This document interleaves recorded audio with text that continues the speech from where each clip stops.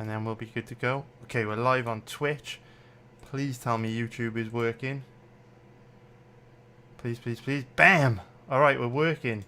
Nice one, guys. Alright, let me just get this all set up.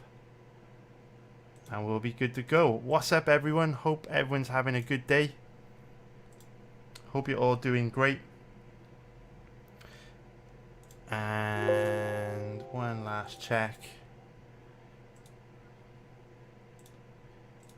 Alright, we're doing good everywhere. Alright, thanks everybody. So, in this live stream, we are going to be researching the fight between Joanna Jędrzejczyk and Weili Zhang. Really, really interesting rematch this for obviously an ultra competitive fight that took place, God, about, well, over 2 years ago now, back in 2020. So, just want to let you guys know, this is a live interactive research session where everyone that's going to be watching this live stream can contribute, and we'll work together to research this fight and try and work out who's more likely to win out of Joanna Jędrzejczyk and Weili Zhang, and also not only who's more likely to win, but which one of these fighters gives you the better risk to reward ratio from a betting perspective. Because obviously, you know, take a fighter like Brendan Allen this weekend as an example. Big favourite, probably more likely to win, but perhaps Jacob Malkoun as a big underdog would give you a better risk to reward ratio. So we're looking at who's more likely to win, who gives you the better risk to reward ratio, and we're going to be working together to come to that conclusion. Obviously, it's great to research fights like this because we can all kind of chip in with different ideas, different viewpoints, and the wisdom of crowds collectively working together should help us all to reach the correct decision. And the way that we're going to do it is we will watch the recent fights from Joanna and Zhang together on Fight Pass. We'll kind of sync up the footage using a countdown clock, and we'll see what we get in the footage, man, who's more likely to win. So just want to let you guys know that if you're watching this video after the fact on YouTube, this is not a breakdown video, this is a live session, and it's going to be long and complex and detailed while we dig into this matchup and figure out who is more likely to win. Hey, what is up, Hilts, mate? I just reminded myself I've got to make Hilty a moderator. Hilty's been a moderator on my site for fucking years. So now he's also a moderator on YouTube, man. What's up, Hilt? Good to see you, mate. Good to see you, man. Good to see you. We got the live stream. Hey, what's up, Spiz? Good to see you, mate. What's up, Asteroid? I think I said hey to Asteroid already, but hi again, mate. What's up, Second and None? What is up, Lethal MMA? Good to see you, mate. Good to see you. What's up, Patrick? Good to see you, man. So yeah, let's get into it. So what's interesting about this fight is I bet Joanna Jędrzejczyk the first time they fought. I can't remember what the odds were. Let me just check the database and find out what the odds were, what we bet Joanna at. Let me just pop it in here. So okay, that's very interesting actually. So Joanna's actually a slightly, she's about the same odds, right? She's about the same odds. So interesting. So I bet Joanna in the first fight. I do feel that it was the wrong decision. Obviously, the fight ended by split decision. It was a really close fight, really competitive fight, and you know, certainly no robbery. Fight could have gone either way, but I have watched this matchup a few times over the last couple of years while researching Weili Zhang's last two fights since she fought Joanna, and I've got to be honest, I do think the judges came to the incorrect decision. I did score the fight 3-2 for Joanna, and this is not bias, right? I'm quite a pessimistic gambler in terms of I always expect the worst. So if I've bet on a fighter and the fight ends up being really close and goes to a split decision, I'm more likely to overcompensate and score the fight and rounds for the other person, just because I'm quite pessimistic, and I always kind of just do things that way. So when I bet on a fighter and they lose a close decision and I scored the fight for them, usually they've been pretty hard done by. So what will be really cool in this research session is, again, when we go back in the cold light of day and watch the Zhang versus Jędrzejczyk matchup, we should all toss our scores into the live chat and, you know, scores round by round, right? Should score every round by round and see, you know, who the majority lean towards. So what's very interesting about this matchup is it was Joanna's last fight, right? And the best possible piece of information you could have to try and determine who's more likely to win is like fucking watching the two fighters fight very recently, right? So with this being Joanna's last fight, it's going to give us such a good idea of how these two girls are likely to match up. There are a couple of huge differences coming into this matchup, though, compared to the first. The first huge difference is obviously the layoff that Joanna's had.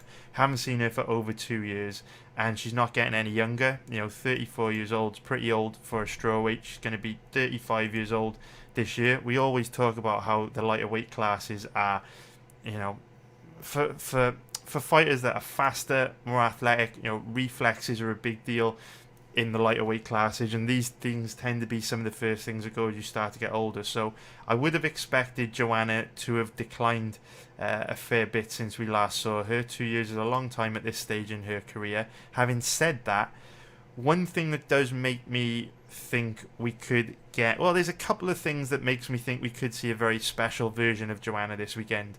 The first being she's incredibly driven, right? When she was the champion, being the champion defined her, right? It was like a nickname. She called herself Joanna Champion. She was so driven, so hard working. Like, I don't think I've ever seen Joanna breathe heavily. Like, she's one of these very rare fighters that can sprint hard for 25 minutes and not slow down. If anything, she gets better as the fight wears on. So we know that Joanna's incredibly driven. So while she might not be as capable as she used to be athletically, chances are she has still got that fire in her belly, still has that drive. She perhaps had a boob job and, is doing a lot more media work and, isn't as focused on her MMA career as she used to be because there's so much more opportunities for her now. At the same time, I do feel that Joanna's one of these very driven fighters that is a natural born fighter and, will probably be one of those fighters that stick around way longer than they should because she's just scrappy tough and it is what defines her. So obviously the title picture in the strawweight division is very interesting at the moment because Carla Esparza is obviously the champion, and we know that if Joanna were to fight Carla, she would probably dominate her. Like, if we were setting the odds on that fight, how big of a favourite would Carla be, right? She'd probably be... Sorry, how big of a favourite would Joanna be? She'd probably be like a 1.2 or 1.25, minus 400, minus 500 favourite, right? Carla is a very easy stylistic matchup with Joanna. So if Joanna can get past Zhang, the belt is virtually hers for the taking. Like, if we're being brutally honest, we saw what happened last time Joanna fought Carla. It was a total shutout, and Joanna hasn't declined enough, and Carla hasn't improved enough since they last fought for the outcome to be any different, right? So that's got to be incredibly motivating for Joanna, because not only is she now in a situation where if she gets past Zhang, she's got to then go fight Rose, who's already beaten her twice. She knows that if she beats Zhang, this is a number one contender fight. The winner of this fight is going to fight for the title. And let's be real, Joanna absolutely smokes Carla. So there's going to be a lot of motivation for her there coming into this fight. On top of that, one thing that's very interesting to me about this matchup, and I'm looking for a picture here, is this Joanna or Carolina? No, that looks like Joanna. Okay. Where surely there's got to be a picture here somewhere.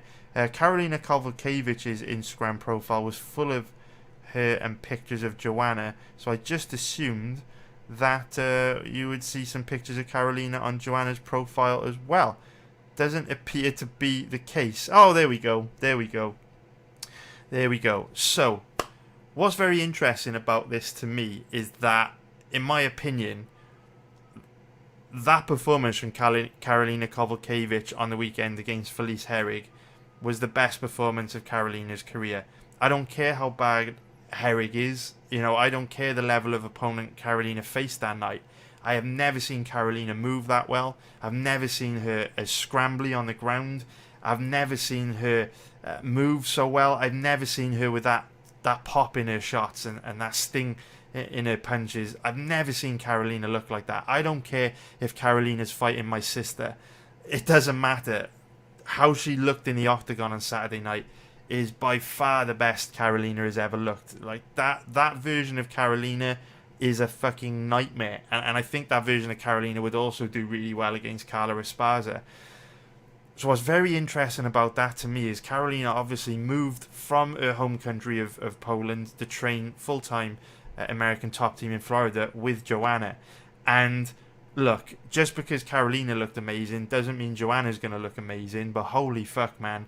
If Joanna's working as hard as Carolina is in the gym, goddamn, I think we could see a very, very special version of Joanna this weekend, because I don't know what they've been doing at ATT, but Carolina in her mid-30s looked absolutely outstanding. Best performance of her career by a mile. It wasn't even close. So that makes me think Joanna might be bringing the heat this weekend. So those are kind of some things that make this matchup very different.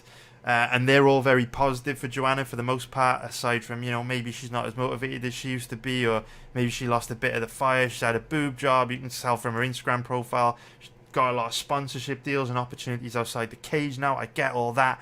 But that belt is waiting for her if she can get past Zhang, which has also got to be incredibly motivating. But there's also some positives for Zhang to talk about, some X factors that go in Zhang's favour. First of all, I believe Zhang is a fighter that is improving at an extremely rapid rate. I've never rated Zhang that highly. I think she's always been quite a low-level fighter from a technical perspective that has risen to the top of the UFC by being very strong, very athletic, very physically imposing, very powerful, and above all, extremely tough. You saw how tough she was in her first fight against Jędrzejczyk. But from a technical point of view, not the best grappler, not the best striker. Power is kind of what gets her through. What I am seeing from Zhang, though, in her fights, since we saw her fight Tecia Torres, where she looked awful against Torres, was exponential improvements from fight to fight. She's making huge leaps forward and looking better and better and better every time we see her. So we haven't seen her now since November. That was 7 months ago. I expect to see Zhang make another big jump forward, and obviously with this fight, first fight against Jędrzejczyk being over 2 years ago now, the rate at which I expect Zhang to have improved in the last 2 years means that Joanna is going to be facing a way better version of Zhang than she did last time back in 2020.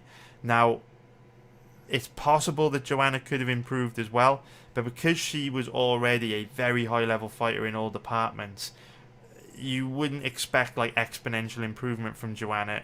She's, maybe improved a little bit, more than likely plateaued, possibly even declined since we last saw her. So, both girls definitely heading in opposite career trajectories, and it's definitely a good thing for Zhang. Another way in which this matchup is different from last time that favours Zhang is that obviously last time they fought, it was a 5-round title fight. Where is it? There you go. Last time they fought, it was a 5-round title fight, which favours Joanna, because like we said at the beginning of this stream, Joanna's one of these fighters that can just sprint non-stop and go hard for 25 minutes without slowing down. Whereas Zhang, she's big, she's powerful, she's muscular. She does slow down as fights wear on and become sloppier and less effective. So that was a big factor in the first fight, because she wasn't going to be able to keep up with the pace that Joanna set across 5 rounds, and we know that Joanna would probably be able to outwork her late on.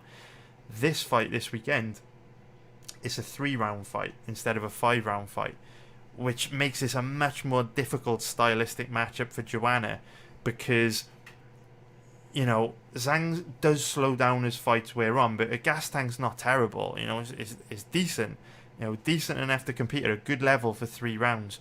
And so, if this were a 5-round fight, you'd bank on Joanna, probably winning the 4th and 5th rounds, because by the later stage in the fight, Zhang would be too tired to keep up with the pace Joanna is fighting at. But in a 3-round fight, if Zhang really puts it on Joanna and her power is too much for Joanna to deal with for the first 2 rounds, and Zhang puts the first 2 rounds in the bank, it's very difficult for Joanna to then win this fight, right? Because if Zhang does slow down in round 3 and Joanna wins round 3, it doesn't make much of a difference, because Joanna's still going to lose a decision. So Whereas I did bet on Jędrzejczyk in their first fight at underdog odds, I was very, very happy with that bet. Ultimately, even if you're the biggest Weili Zhang fan in the world, you've kind of got to accept that Zhang was a pretty bad bet in that fight. Ultimately, the decision came down to a coin flip. It was a razor close split decision. And in situations like that, would you prefer to have your money on the big favourite or the underdog? The underdog's by far the stronger position to be in, because obviously, if you've put $100 down, you get 150 back. If you put $100 on Zhang in that fight, you would have got what, $50, $60 back in profit, if she won. So, Joanna offered you by far the better risk to reward ratio in that first fight, and got unlucky. The coin flip didn't go in my favour, but you know what the philosophy is: keep putting your money in strong positions like that over a very long period of time, and you will make money. But it's really important that we talk about that, because when we're researching these fights, we're not trying to focus on who's more likely to win. We're focused on who gives you the better risk to reward ratio. And in the first fight, Joanna Jędrzejczyk as an underdog undoubtedly gave you the better risk to reward ratio, and people that bet Weili Zhang were pretty lucky in that fight, because they put their money in a weak position. 50-50 coin flip, and you've bet a big favourite. That's a weak position. However, where you would think, if you took a really simplistic view of this fight, right, you would be expecting me to bet Joanna again this weekend. I bet her as an underdog last time. It's 50-50 situation, didn't win. It's 50-50 situation again this weekend. Maybe Jędrzejczyk's going to be a good better underdog odds, but I think this is a much different fight to the fight back in 2020, because it being 3 rounds changes everything. One of the big reasons why I bet on Joanna in the first fight was that I knew Zhang would slow down late on. So if Joanna could just hang in there, she was likely to do really well in the 3rd, 4th and 5th round. That's kind of what I was banking on. That was my kind of big reason for betting on Joanna. But now this is a 3-round fight, I feel far less confident in Joanna. So a big part of my focus during this research session is going to be paying close attention to how the first 3 rounds of their first fight played out. And I'm kind of going to be looking at, obviously we'll watch the whole fight, but those 3 rounds are very important to me, because I'm going to be asking myself the question, what is the probability that Joanna wins a 3-round fight? And obviously the first 3 rounds of this matchup are going to give us a really good idea of that, and hopefully that will get enough answers to that question by watching their first fight to be able to determine whether it is worth betting this matchup or not. I am pretty sure I won't be betting Weili Zhang, just because, it's kind of a no-brainer, right? I always say let the odds do the work for you. Their first fight shows that these two are very well matched, and that this fight's likely to be very competitive. It makes absolutely no sense to bet Weili Zhang as a big favourite in a matchup that is likely to be super close. Because if you look at the odds, average odds available on Zhang at the moment is 1.60, which is minus 167 for an implied probability of 63%.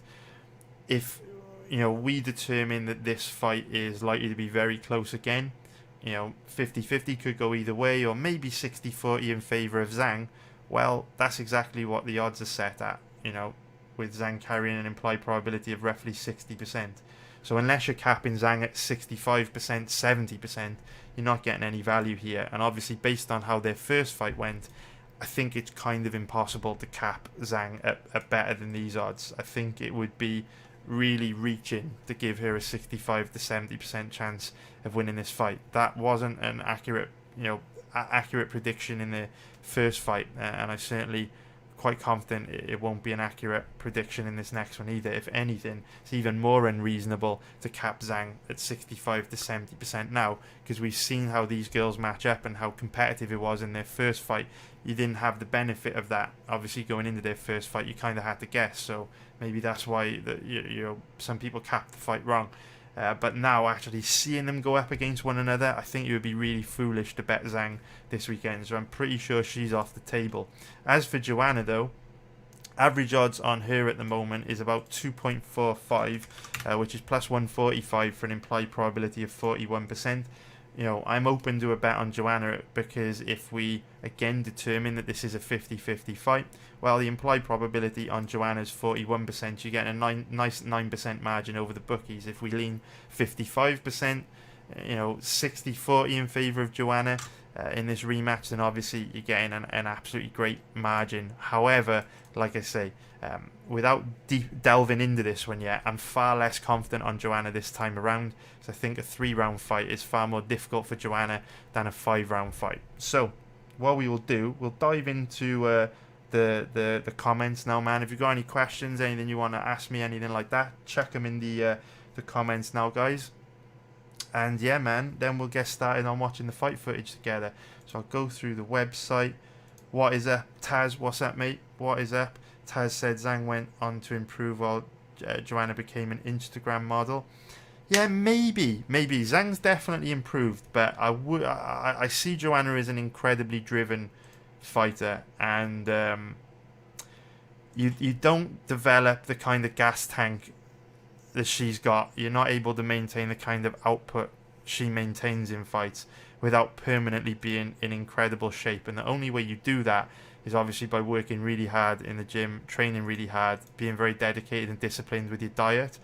So while we may not see like dramatic improvement from Joanna, I definitely wouldn't disrespect her and write her off yet, because she can probably still go very hard for 25 minutes, which is probably something Zhang can't do. So yeah, I think people need to put some respect on Joanna's name. Ultimately, she did win the first fight. It was a pretty, it wasn't a terrible decision because it was a close fight, but I think you guys will see when we score the fight round by round, Joanna did win that fight 3-2. Remember to drop your scores into the live chat at the end of every round, but I have watched that fight a few times since, and I've scored it 3-2 for Joanna every time. So yeah, man, I think just like Joanna was being kind of, what's the word I'm looking for? Joanna was being, not sure if undervalued is the right word. Joanna was maybe not being taken as seriously as she should have been in the first fight. I would be very careful about kind of underestimating her in this rematch, especially when Carla is holding the belt, because goddamn, we know that if look, I think Carla does have a chance of beating Zhang. We saw in the Rose Namajunas fight and the Tisha Torres fight how bad Zhang is on the ground. Her takedown offense pretty bad, very weak off her back. But obviously Joanna is virtually impossible to take down and hold down, so big incentive for Joanna to win this fight. So let's see what we've got, man. Hey, what's up, Asteroid? Oh yeah, appreciate that. Thanks a lot, Asteroid, for reminding me, mate. It's crazy, right? I was watching a podcast today between two guys I respect a lot. If you guys, I highly recommend watching this video if you can, guys. It is basically a podcast between two guys that I respect a lot, Chat Guys Dan and Crown. But watch that, man. Channel's Eric Crown Crypto. Please watch it. I think you get a lot of value out of it. It's one of the best videos I've ever watched. If you just do one thing this week, watch this fucking video, man. I think you'll get a lot of value out of it. But anyway, back to the point. In that video, they were saying that it's crazy that nobody ever likes YouTube videos unless you actually ask them to, and then if you ask them to like YouTube videos, you would be amazed how many more people do it. So yeah, I really appreciate the reminder, Asteroid, man. It does help a lot. It boosts the video ranks so much. So yeah, if you could hit the like button for me, guys, I really appreciate it. Asteroid is saying it's free and really helps the channel. Oh yeah, thanks a lot, Asteroid, mate. Asteroid saying the first fight is on YouTube, which means you can stream it here. Just say fair use. Asteroid, funny you should say that, mate. Unfortunately, you can't. So I've done that before, where the YouTube of UFC YouTube have put a fight available for everyone to watch for free, and I've tried to play it on the channel in one of these live streams, but YouTube take the stream down for copyright within 30 seconds, and then you get banned from live streaming for a week. So I wish I could do that, mate, but unfortunately not, which is super frustrating because these streams are so much better when I can actually show footage. Like, it was fun breaking down the Glover Jiri fight on the live stream last week, where we could actually go through some of Jiri's fights from Rising, like rewind, pause, show specific techniques. Is so much better than having to use the countdown clock situation. What else have we got, man? Take the red pill is saying Zhang's fight IQ should be increased if she's still training with Cejudo. Yeah, we did see a lot of strategy and game planning from Zhang in her last fight against Namajunas, right? I always say, like, whether a fighter wins or loses, it's not that important to me. I always just look at what we see from the fighters in the fight, what skills they show. And even though Zhang lost to Namajunas in her last fight, she showed so much improvement in strategy and game planning, where earlier in her career, you know, she was big and strong and powerful, but there was no real method to the madness. She would kind of just come forward, pressure her opponents, and look to load up on big winging power shots. But in that fight against Namajunas, we saw a lot of strategy from her in terms of, you know, trying to score points with takedowns and, you know, things like trying to end the round in dominant positions and trying to steal rounds and stuff. So you can definitely, you know, well said, man. Well said, take the red pill. You can definitely see Cejudo's influence on Zhang's style, you know. MMA Locker Room is Long Beach in the house. What's up, dude? Long time no speak. Hope you're okay, mate. Good to see you, man. And Charles Barkley is saying Zhang wins rounds 1 and 2. Joanna wins round 3. We'll all be saying if it was only 5 rounds, Joanna would have won. Yeah, well, yeah, that's pretty much how I'm feeling right now, Charles, to be honest, mate. I think you're spot on there, mate. If this was 5 rounds, I would bet Zhang in a heartbeat, but 3 rounds is tough. Although what I will say is, I do think Joanna made huge mistakes in the first fight. I will say this before we get into studying the footage together, but I think it was a really bad game plan and strategy of Joanna in the first fight, because she played the Zhang's biggest strength, right? So you look at, you know, a great champion like George St. Pierre. George St. Pierre became a great champion because he took the time to understand what his opponent's weaknesses were, and then he made sure, or to the best of his ability, he tried to make sure that as much of the fight as possible took place in the area that his opponent was weakest. So when he'd fight a grappler like Josh Koscheck, he would keep the fight standing, and he would make sure it was a stand-up fight and cause Koscheck big trouble on the feet. When he fought a striker like Dan Hardy, he would look to take Hardy down and spend as much time on the ground as possible. GSP was brilliant for this, but what you don't want to do is give your opponent a chance of performing to their best of their ability by keeping the fight in the area that you know they're going to do their best in. And what do we know Zhang is very good at? Zhang is very good at standing in the middle of the octagon, right in front of you, where she can use her chin, her toughness, and her power to just land big shots on you and you know, cause you big problems and inflict a lot of damage, right? What did Joanna do? She literally stood in the middle of the octagon, right in front of Zhang, and just played rock'em sock'em robots with Zhang for 25 minutes. Literally, both girls stood in front of one another and just traded power shots for 5 rounds.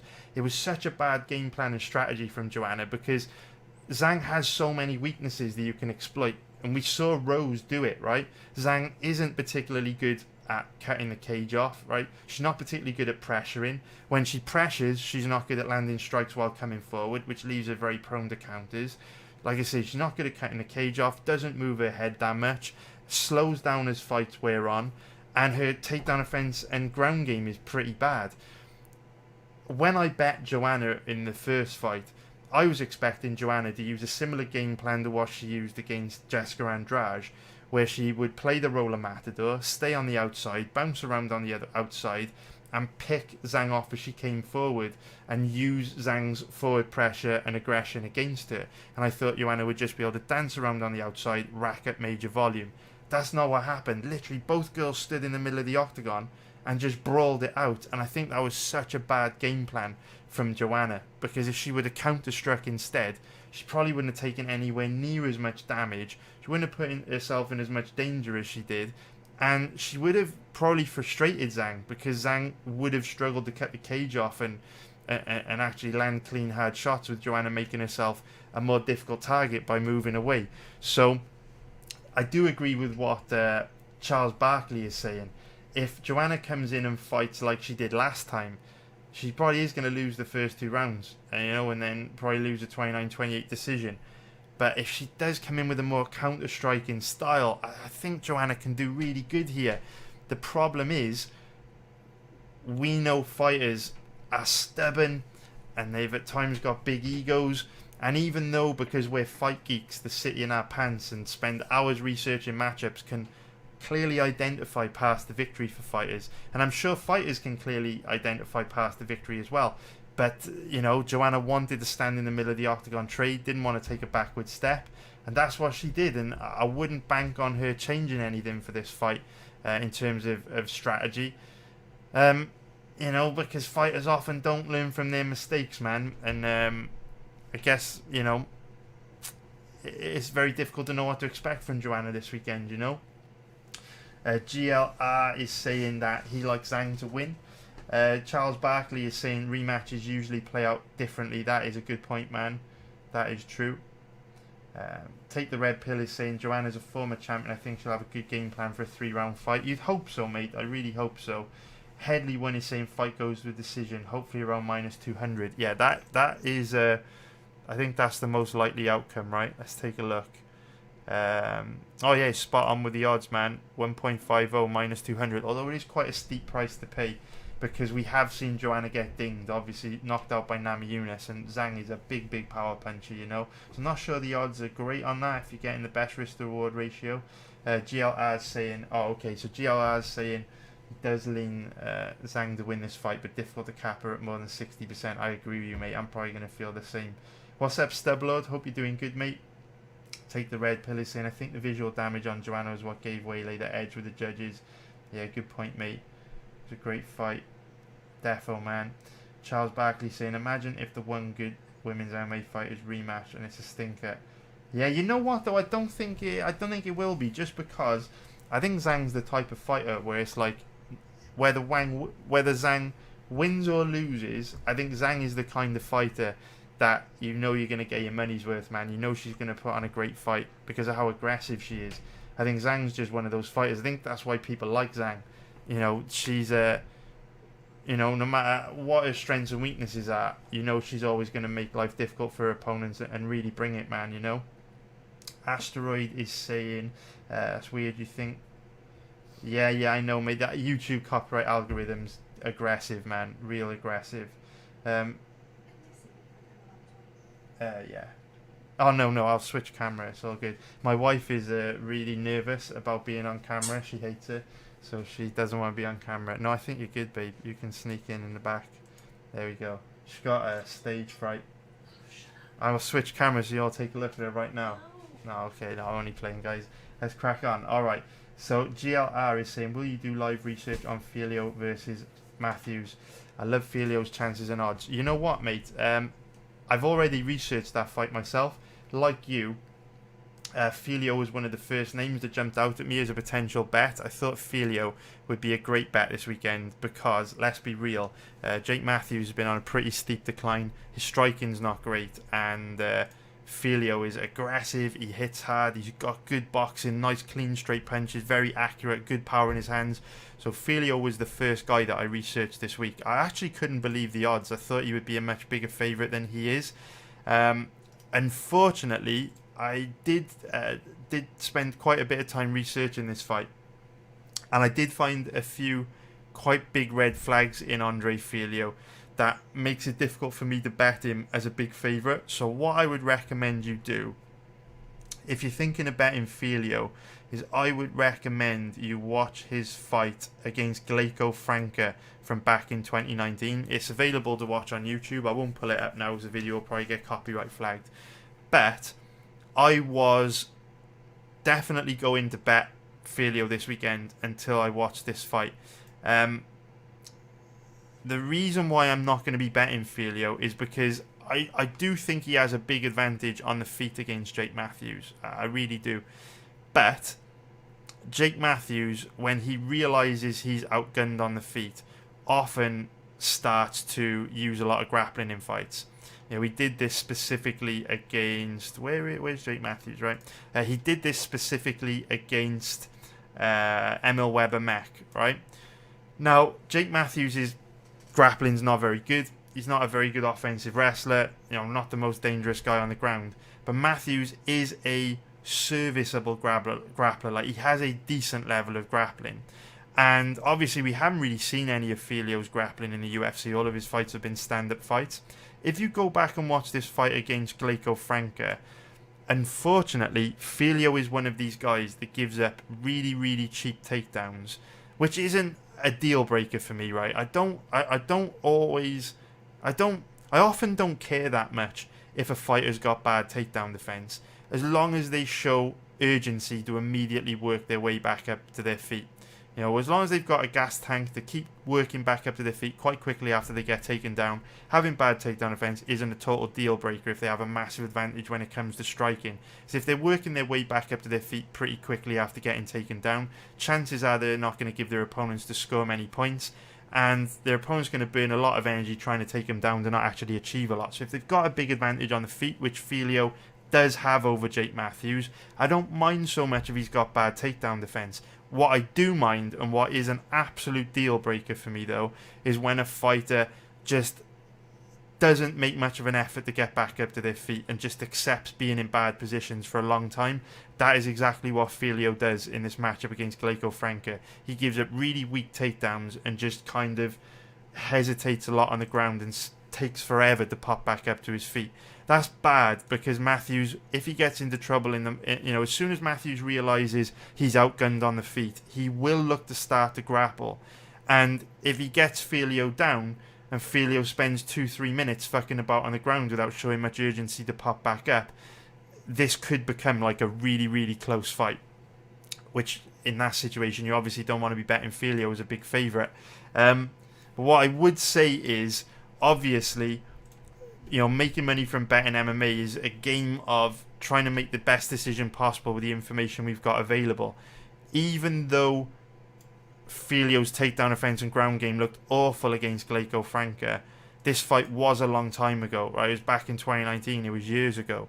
So, Filio's only 28. He would have been mid-20s back when he fought Franco.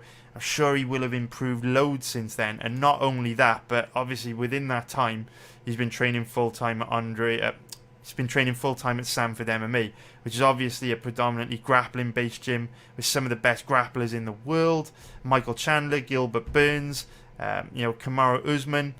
So you would have expected his takedown offense and ground game to have improved a lot since that Franco fight, so it might not be an issue. However, some guys just don't have very good takedown offense or ground game, and they go their whole career not really improving that much. And, we can say this guy trains at Sanford MMA. He has for years. He's likely improved his takedown offense and ground game a lot. But then Vicente Luque has been training at Sanford MMA his whole career, right? Previously when he was called Black Zillions, and then Henry Hoof Combat Club. But, Luque has been training, under this team for a very long time, a lot longer than Filio. And Luque's takedown offense and ground, I can't say his ground game because Luque's Brazilian Jiu-Jitsu is very good, but Luque's takedown offense is still really bad, and he's still very weak off his feet, on his back. We saw that in the Belal Muhammad fight. So it's one of those things where I do expect Filio to win, and it's going to be kind of annoying if Filio shows amazing takedown offense on Saturday and completely neutralizes the threat of Matthews' grappling. But it would be really negligent of me to bet Filio and take a gamble on Filio at favourite odds when I know the last time we saw his takedown offense and ground game tested, he looked awful on the ground. Like, if I bet Filio at odds of, average odds of say 1.67, which carry an implied probability of 60%, and Matthews comes out, takes him down, holds him down for long periods like he did on Emil Weber Mech, I'm going to be really pissed off at myself. I always say, man, good bets don't always win, bad bets don't always lose, and I pride myself on always making sure that I put my money in strong positions, and that doesn't always mean I'll profit. And of course I win. Of course I lose loads of bets like everyone else. But as long as, hand on heart, I know in my own heart and in my own mind, I worked hard, I researched the fight, did everything I could, and there's nothing I could have done about that loss because ultimately there was value there. As long as I can hold my hand on my heart and say that, then I'll take losses all day long and they don't bother me. But nothing triggers me more, nothing pisses me off more, nothing puts me in a worse mood than if I place a bet knowing it was a bad bet because there were certain big weaknesses that I turned a blind eye to. I just can't do it, man. So I do think Filio wins this weekend, but if you watch the Glico-Franca fight, you'll see what I'm talking about, man. Big red flags on the ground. So yeah, check it out, GLR. Let me know what you think. GLR though, dude, I see you in the comments all the time, mate, and I really appreciate you, GLR, dude. Go watch that Glico-Franca fight, man, and when I read every comment. When I drop the breakdown video for this card later on in the week, let me know in the comments what you think after watching the Glico-Franca fight. If you're still gonna bet Filio or if you're not so sure now. And I never want to be that dick. I never want to be the guy that is like overly cautious and talks people out of placing bets. That's why I always say, like, go watch this fight, go watch that fight, and then see how you feel, rather than me kind of scaring you off. So let me know how you feel, man, and let me know, if you still feel confident or if you feel the same as me. Let me know. Mayday is saying, any chance Zhang comes in with a grappling heavy game plan? There is a chance she does that. I've got to be honest, I think it would be a terrible idea. I think if Zhang comes into this fight with a grappling heavy game plan, she is going to lose pretty comfortably. Because we know Joanna Jędrzejczyk is almost impossible to take down. Well, she's almost impossible to take down. She is impossible to hold down. Joanna Jędrzejczyk has got some of the best takedown offense I've ever seen in my entire life. She's unbelievable. Her balance is incredible. And as soon as she hits the ground, she's like an absolute spring. She's got brilliant technique for popping back up. So Zhang's offensive wrestling isn't good enough to take Joanna down and hold her down. Like, she might briefly get her down for a few seconds. But trust me, Joanna's going to immediately pop back up to her feet.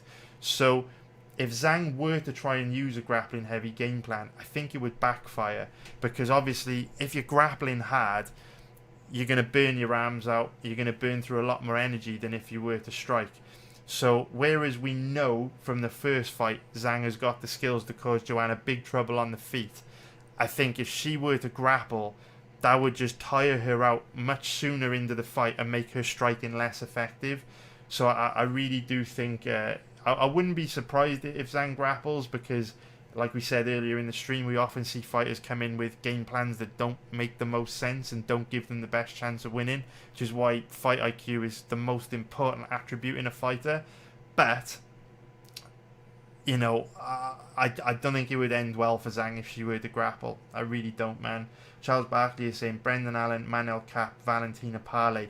You know what, Charles Barkley? I'm going to live stream the research for Valentina and Santos tomorrow about the same time as we're doing this one, because I do feel Taylor Santos could be a really good bet. Again, it's just a case of letting the odds do the work for you, right? You've got Valentina Shevchenko, average odds of 1.15, which is minus 167 for an implied probability of 87%.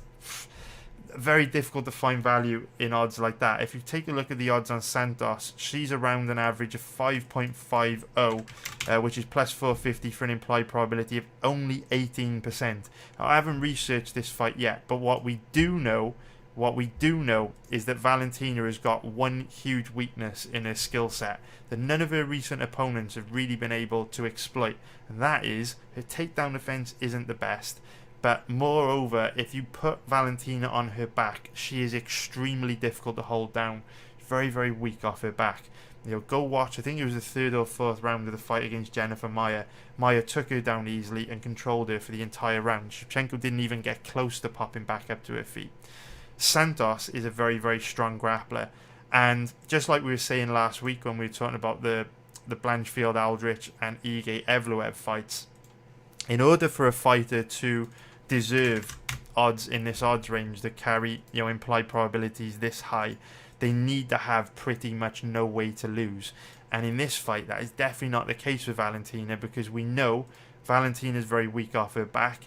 Santos is a really, really strong grappler. So does Valentina win? Probably, more often than not. She is probably a lot more likely to win than Santos. However, her advantages are already baked into her odds because they carry an implied probability of 85%.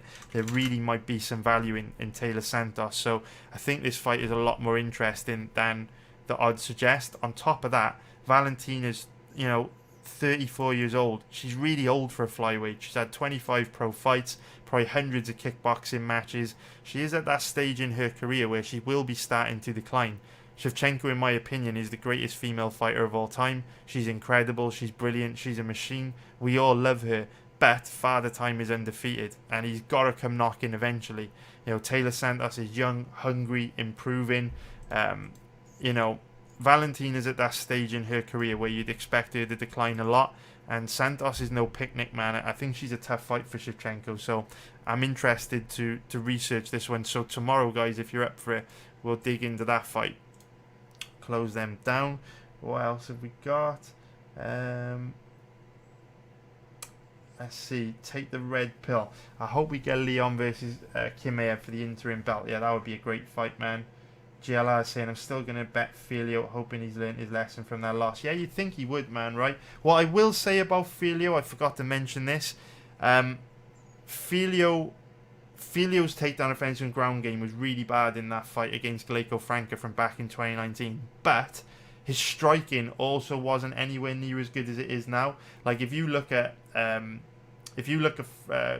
Filio's fights from like 2019, 2018, there was way more of like a flatness to his striking. He didn't have the same fluidity to his boxing. Didn't have the same pop in his shots. He didn't move as well. He didn't throw as high a volume of strikes. So we know 100% that his striking's improved so much since 2019, 2020. So it is likely his grappling's improved as well. But for me, if I don't see it with my own eyes, I can't bet it. You know what I mean? So until I get like confirmation that Filio's takedown defense and ground game's improved, I won't bet him.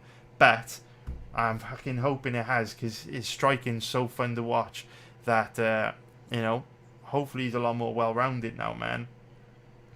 What have we got? So, Charles Barkley saying Leon hasn't earned his spot in an interim title fight. Beating Nate Diaz means nothing. Colby versus Chimaev. Yeah, Colby versus Chimaev. That is a banging fight, man. And you know what? It's probably the best time to fight. If you're Colby, right, 34, 35 years old, seeing how Chimaev looked against Burns, I think now is the time to fight Chimaev. If you want to fight Chimaev, fight him now, because he's only going to get better. Chimaev is scary good for 26. So if you're gonna have to fight this guy eventually on your path to the title, do it now while he still has weaknesses you can exploit, because by the time Chimaev's 30, 31 years old, this guy's gonna be the GOAT, Him and Makhachev gonna run things in the UFC. No one's gonna touch those two guys in 2, 3, 4 years time. Asteroid saying 34 watching me, 17 likes. Let's get that number up. Oh, thanks a lot, Asteroid, mate. Really appreciate it, mate. I always forget to mention the like and subscribe thing, man. But yeah, thanks a lot, Asteroid, for reminding me. It makes a big difference, mate. James Court saying, I got Joanna by split. Zhang's a mental case with shaving her head like Rose, as if that would give her the edge. Joanna is done if she loses. Speaking of girls with shaved heads, anyone been watching Stranger Things lately, man? Season 4. I just finished watching the final episode, season 4 last night. It's fucking amazing, man.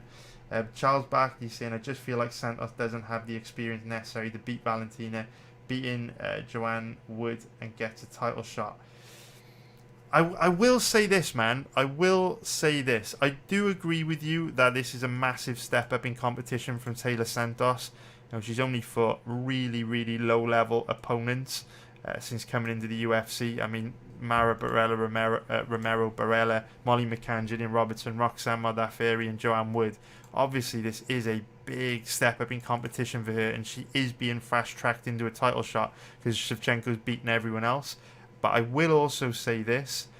This is by far, Shevchenko's toughest fight since Joanna. Like, by an order of magnitude. Like, these 6 girls get absolutely smoked by Taylor Santos. And what is kind of interesting about this fight is sometimes, and I'm not saying this is the case with Shevchenko because she's amazing, but sometimes dominant champions have big weaknesses that exist in their skill set, but they go a long time without those weaknesses being exploited because the cards kind of fall in their favour and they don't face the correct types of opponent to exploit those weaknesses. We saw it with Amanda Nunes. We knew 10 years ago that Amanda Nunes had really bad cardio, and if you make her work hard on the ground, she gasses out. But because she faced so many girls who either didn't possess the grappling to neutralise her grappling or take her down, and too many girls that respected her power too much and didn't make her work hard enough to slow down, Nunes went on this huge title run where, you know, she was just racking up win after win after win, knockout after knockout after knockout. And throughout her whole career, every time I would research Amanda Nunes, I would say she has terrible cardio, and if you make her work hard, she's going to be in a lot of trouble. But throughout her career, she's facing girls like, you know, that just don't make her work hard enough to gas out, show her tons of respect, or, you know, can't make her work hard on the ground. And then what happens? As soon as she faces someone that's tough enough to take a shot on the feet and can out hustle her on the ground in Juliana Pena, she gasses out and loses. Now, Shevchenko is a much better fighter than Nunes. In my opinion, Shevchenko and Cyborg, man, those two are the two goats of women's MMA, and no one comes close for me. But Shevchenko's very weak off her back. You know, whenever we've seen Shevchenko put on her back, she's lied there for long periods of time, hasn't really made much of an effort to get back up. Take a look at who she's been fighting. Tell me, out of all these girls, who has had the offensive wrestling and ground game to take her down and hold her down? Lauren Murphy? Nope. Stiff, rigid, takedown entries come way too high up above her opponent's hips, and she doesn't grapple enough anyway. Jessica Andrade never grapples, you know, pretty poor offensive wrestler, doesn't have a very heavy top game. Maya, Muay Thai fighter. Caitlin Chukagian, striker. Now, Carmouche did have a bit of success with her grappling against Valentina. If you go back and watch that fight, she did have, you know, moments where she caused Valentina some problems. The problem is, Carmouche respected Valentina a lot, wasn't aggressive enough, fought really passively, and just didn't commit hard enough to the takedown. And we know Carmouche has a bad gas tank, so the longer the fight went, the less effective Carmouche's offensive wrestling became. Jessica I striker, Jędrzejczyk striker, Cachoeira no grappling, Nunes was a stand-up fight. You know, so look, I'm not saying that Taylor Santos is super likely to win, but I know for damn sure you don't want to be betting Shevchenko at an implied probability of 18%. You know what I mean? Crazy. You know, I think it's a lot more interesting fight than some people may realize. Styles make fights, right? Sloppy McFloppy, what's up, dude? Sloppy is saying, I got drunk and placed $50 on a bunch of 10-piece parlays for $2 a piece. Good luck, dude. Good luck, bro. Good luck, dude. And yes, good luck. Alright, so let's catch up on these comments. Anything on Twitch? What's up, Johnny Potato? Which camera am I on? This one. What's up, Johnny Potato? Good to see you, mate. Hope you're doing good, man. And what's up, Monkey Business? What's up, Bitcoin 420?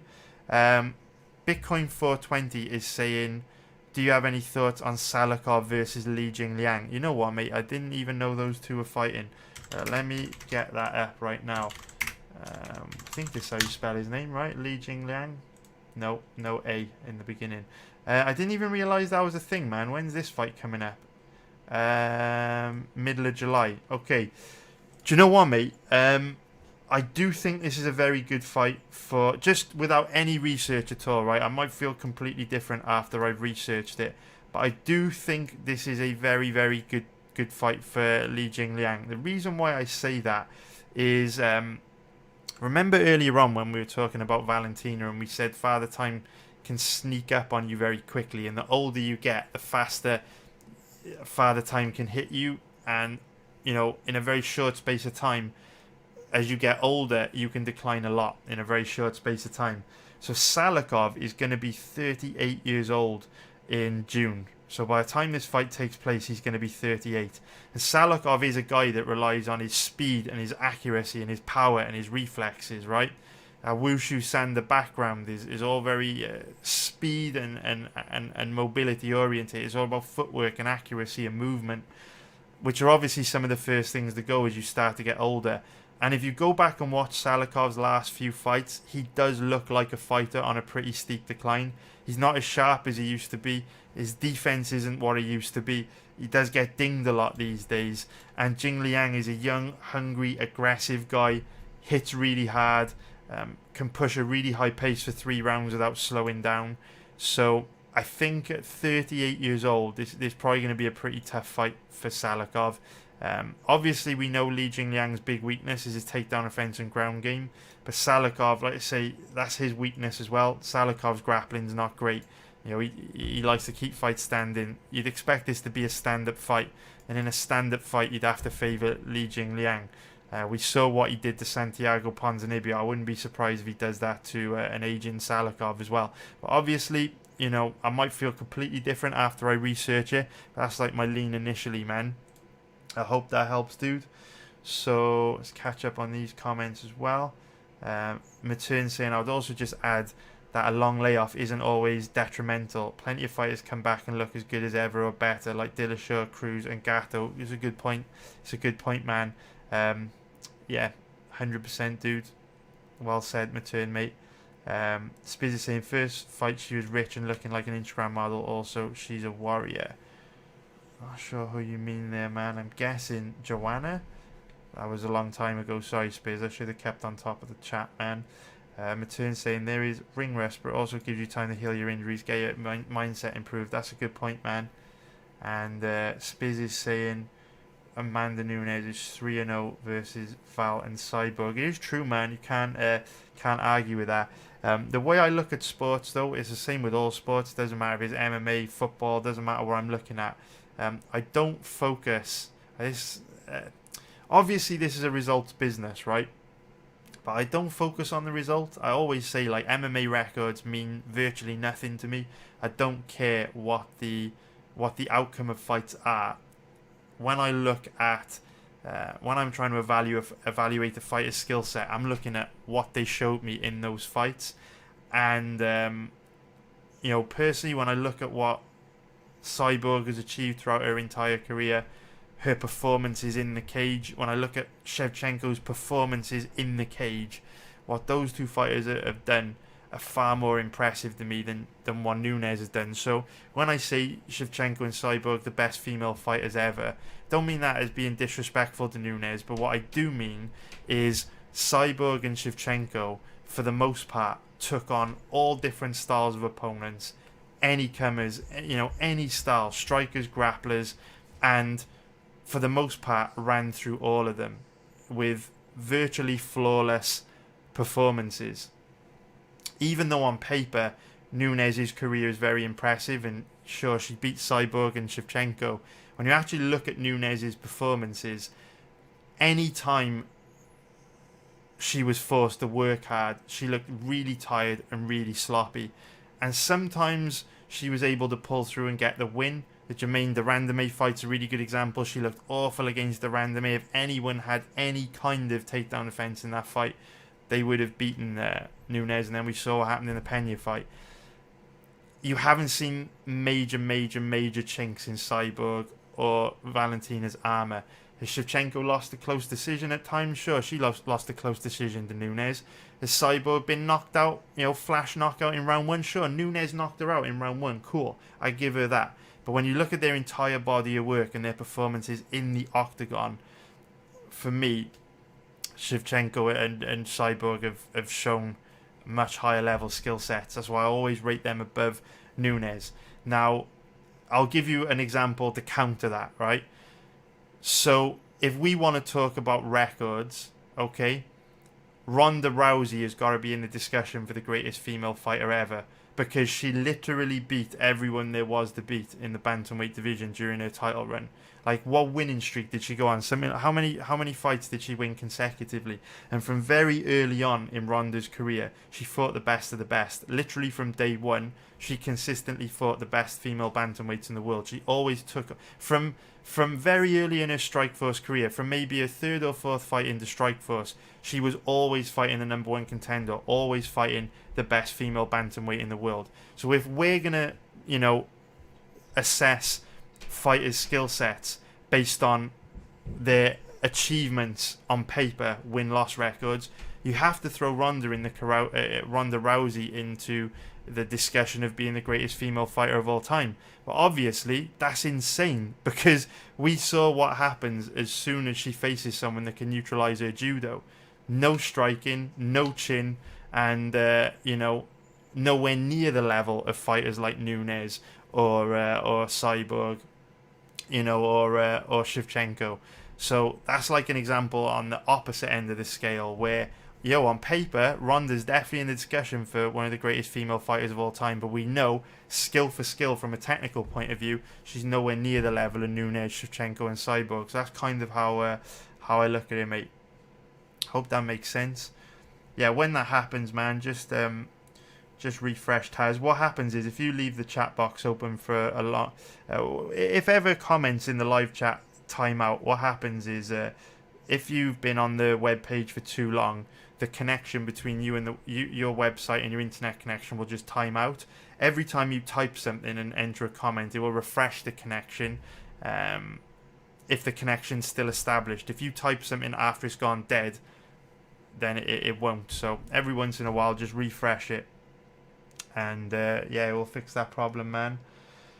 It will fix it. So I'm going to get into the footage pretty soon. I'm looking forward to watching this fight back in the cold light of day with you guys. See what we got. Got some more comments. Let's see. What's up, KCOH, mate? Hope you're doing good. KCOH is saying, just basically saying what we were speaking about earlier on in the stream about maybe Joanna's not committed as she used to be. He is going for an Alan Zhang or Valentina parlay, plus 150 all day. Yo, KCOH, I will say this, dude. Obviously, you're very confident, right? You're saying an Alan Zhang and Valentina parlay plus 150. I like to read every single comment. I do like to read every single comment. I don't want to put you on the spot, dude, but you do sound very confident. I'm sure you left a comment last week on one of my YouTube videos saying that Trizano was 100% a lock, and whoever disagrees is an absolute idiot, and no one that says Trizano's got any chance of losing knows anything about MMA. You did say that. So when it comes to MMA, man, it is important to just chill out a little bit, you know, understand these are complex fights, and you know, be open-minded to all possibilities, you know, because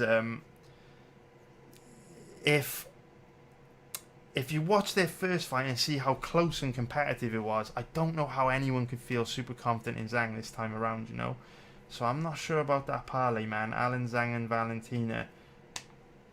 I mean, plus 150. The risk to reward ratio on that seems pretty rough to me, man, if I'm being honest. KCOH saying, I don't care about that fight. I bet JJ back then and think she won, but JJ basically retired without saying it after that fight. Kate more about his social media, trains part-time now. Bab is saying he's in the right place to learn about risk reward. Bird saying, do you like Pascal? Edwards going upper weight class and has bad takedown offense. I haven't researched that fight yet, mate. Without any research, I do think you're right. I do think there could be some value on Pascal, because from memory, in her debut, she did try and use a lot of grappling, and like you said, Edwards has got a terrible takedown offense and a really bad ground game. So I do agree with you, mate. That's probably going to be one of the first fights that I jump into after this stream, because I do think there could be value on Pascal as the underdog. I was quite surprised that Pascal was the underdog, man. Very, very surprised.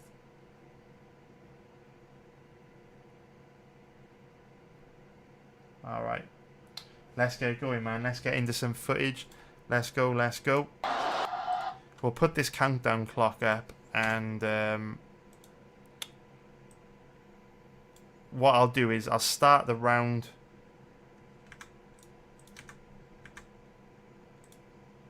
we'll sync up the first round together, and then when we all hit play at the same time, we'll be watching the fight all together. It's a shitty way to do things, man. I wish I could show the footage and pay the UFC some kind of fee or something to do that, but copyright algorithms, man, are fucking aggressive, so we'll have to do it this way instead. So I'll drop the links in now, man. Here's the link for Fight Pass. That's going in everywhere. There we go. There we go. There we go. And I'll grab you guys the ESPN Plus link as well. So what I would love to do as well, if you guys are up for it, is at the end of every round, let's drop our scores for each round into the live chat, and let's see kind of like which way the majority of us lean on each round. So obviously there was a lot of debate after this fight over who won. So let's, as a group now, in the cold light of day, none of us have got any bias, none of us have got any bets on the line here. We can all just look at the fight, see what happened, and see who deserves to have won. And I will reiterate, just in case people have come in at this point in the stream, a big emphasis for me on watching this is going to be what happens in the first 3 rounds.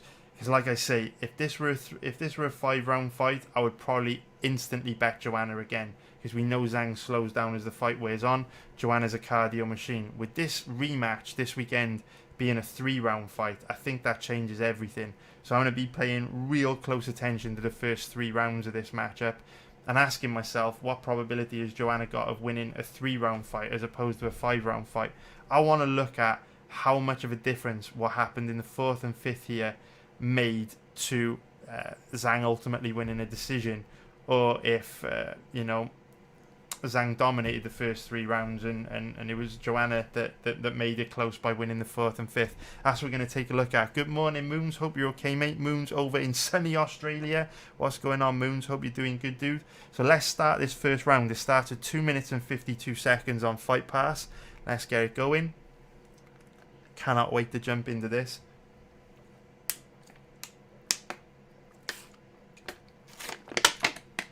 Let's kick it off. Start in 5, 4, 3, 2, 1. Go. Let's go, go, go. What have we got? Let's go.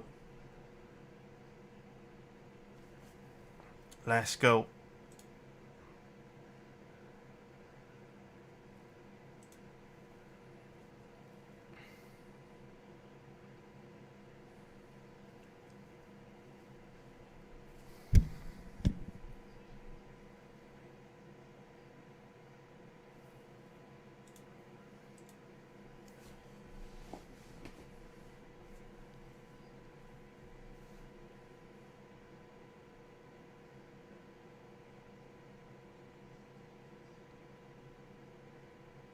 You know what is quite interesting?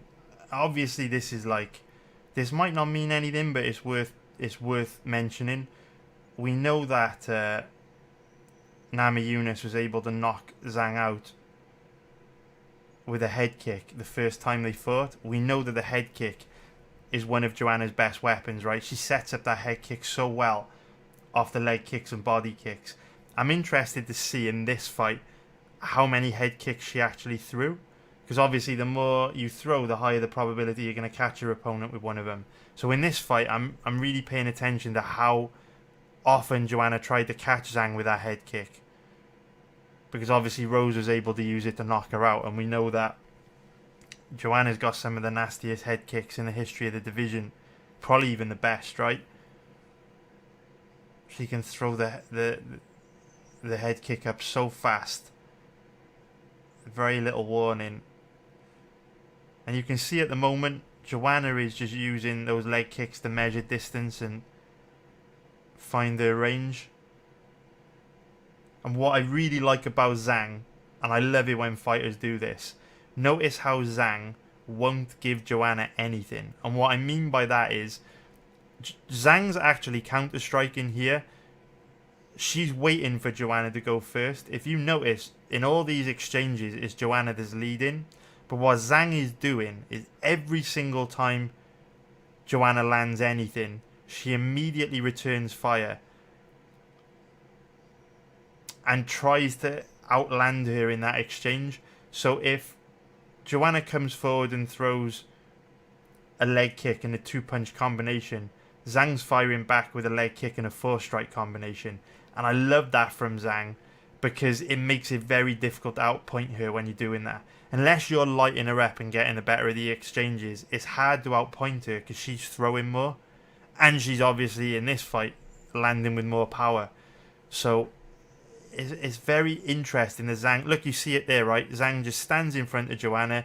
Joanna throws the outside leg kick. Zhang fires back with a 4-strike combination. So she's actually counter-striking. She's waiting for Joanna to go first, seeing what Joanna's giving her, and then she's immediately firing back.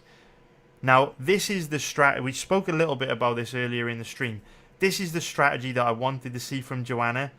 Playing the role of Matador, counter-striking, using a similar game plan and strategy that she used against Jessica Andrade, where she stays on the outside, uses Zhang's forward pressure against her to chip away at her and rack up volume.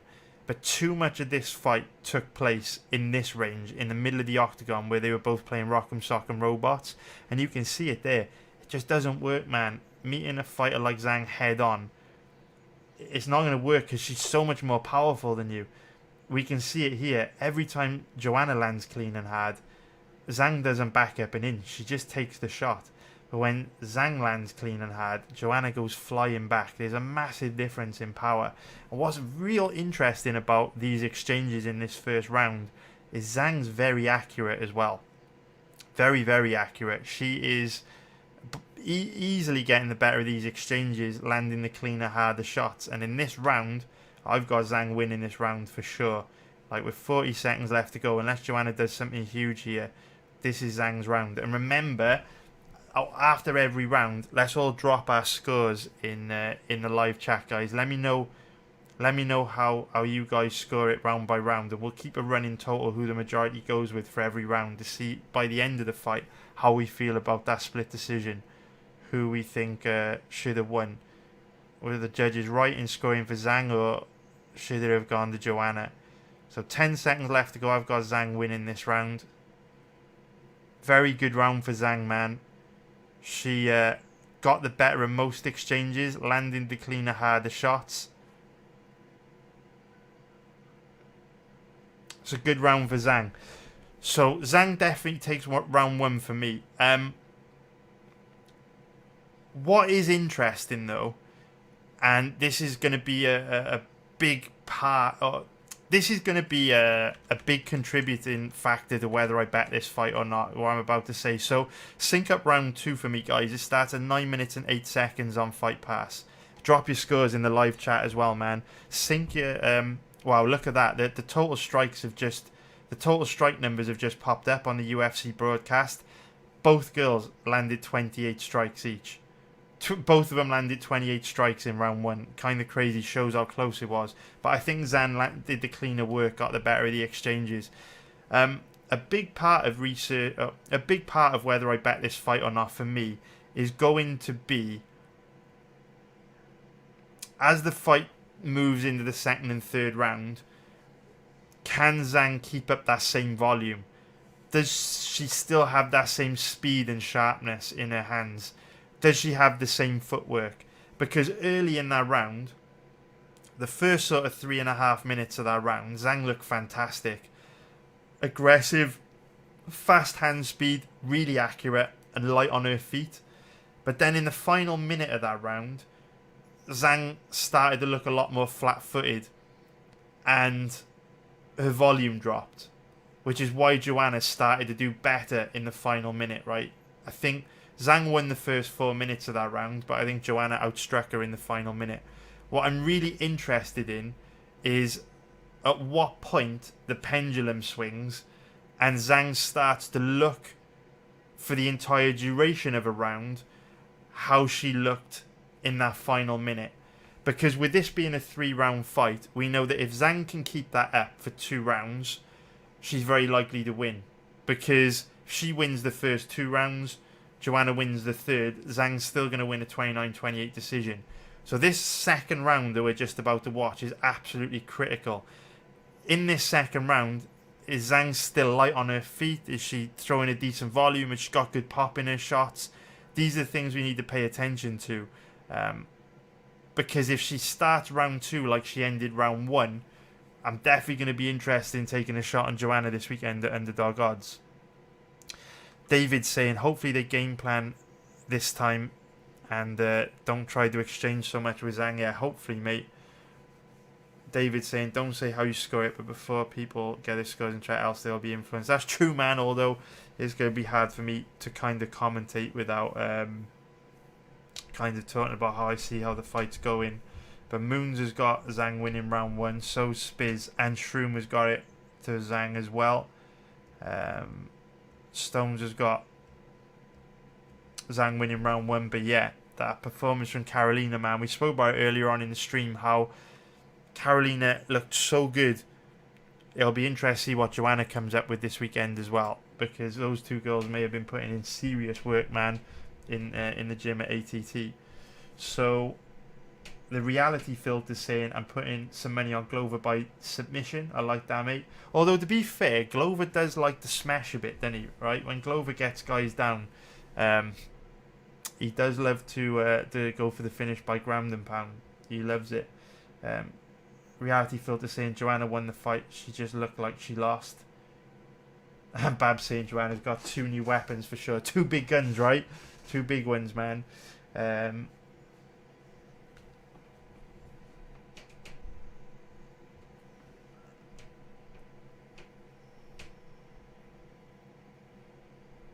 Bab saying the swelling on Joanna's head was fucking nasty.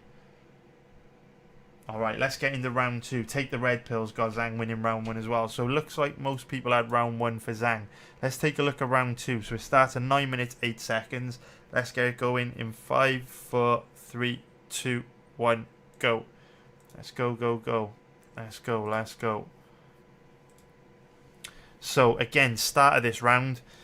Joanna's light on her feet. Zhang's light on her feet. She's moving well. So what I'm looking for here is, at what point in the fight does she become flat-footed? Because here she's sharp, she's moving well. Look at that. Beautiful exchange. Lands a clean, hard right hand on Joanna.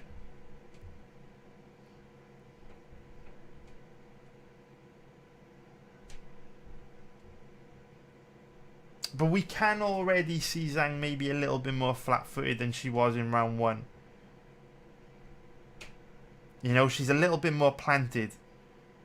And, you know, signs of that is when she threw the lead leg kick earlier in the round, she kind of spun off balance. When Joanna landed the inside leg kick, she briefly buckled the lead leg of Zhang. That's just a sign that Zhang is a little bit more planted and stationary than she was in the first round.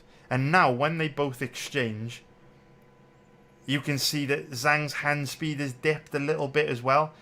In round 1, Zhang was so fast that in those exchanges she was just lighting Joanna up, whereas now that her arms are a little bit heavier, you're not seeing her have as much success in these exchanges. Notice how Joanna's landing now and getting back outside the distance, and Zhang doesn't have that same speed and pop in her shots. So very early into this fight, we're seeing Zhang slow a little bit, right? Zhang's not the same fighter in this second round than she was in the first. So this second round is crucial for determining whether this fight will be worth betting or not. Because this round is going to show us whether Zhang's got enough to dominate a 3-round fight. Or if even in a 3-round fight, Joanna can make this close and competitive. So both girls battling for position in the clinch here. Neither girl really has anything. Zhang doesn't have control of Joanna's body, and as we said earlier on, Joanna's virtually impossible to take down and hold down. Joanna's got that nice underhook on the left side. There we go. Zhang's forced to let it go. Big heavy elbows from Zhang. And look at that. Look at that. Look at that. As they disengage from that position, Zhang takes a big conscious deep breath and shakes her arms out. So that's the first real clear sign that Zhang's getting tired. And we're only 7.5 minutes into the fight. And Zhang looks a lot more flat-footed now than she did in round 1. Nice big right hand there though from Zhang. Another nice big right hand. So Zhang is slowing, but Joanna hasn't really made her pay for it. And Zhang obviously still got tons of power. So 2 minutes left to go in the round. Zhang has slowed. Joanna hasn't really made it pay for it, and I'm trying to follow David's advice and not say who I think is winning this round. I'm gonna try and shut up. So I want to hear how you guys feel before the round is before I tell you I think the round went to. But yeah, Zhang definitely more flat-footed here. Hand speed is definitely slowed. Joanna doing a better job of making Zhang miss as well. I hate how Joanna's exchanging like this though. And this is why I was really frustrated by Joanna's game plan in this fight. You can see Zhang has slowed.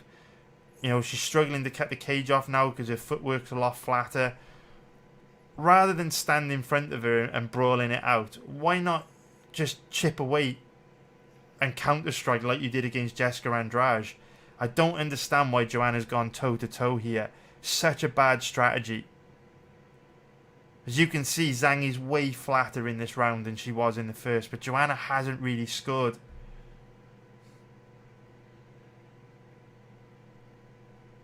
Notice how Joanna's catching Zhang a lot more now in this round as well, because Zhang's fighting with her hands a lot lower than she did in the first, because her arms are heavy and tired, so it's harder to keep them up.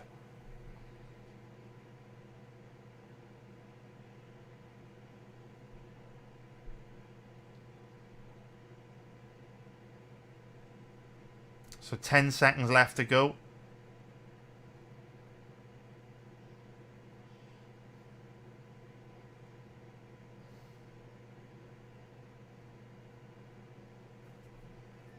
All right, drop into the live chat who you think won that round, guys. Drop it in, and in a second I will. Give you my score. Let me know who you think won that round, guys. Let me know what you think, and then I will let you know how I scored it.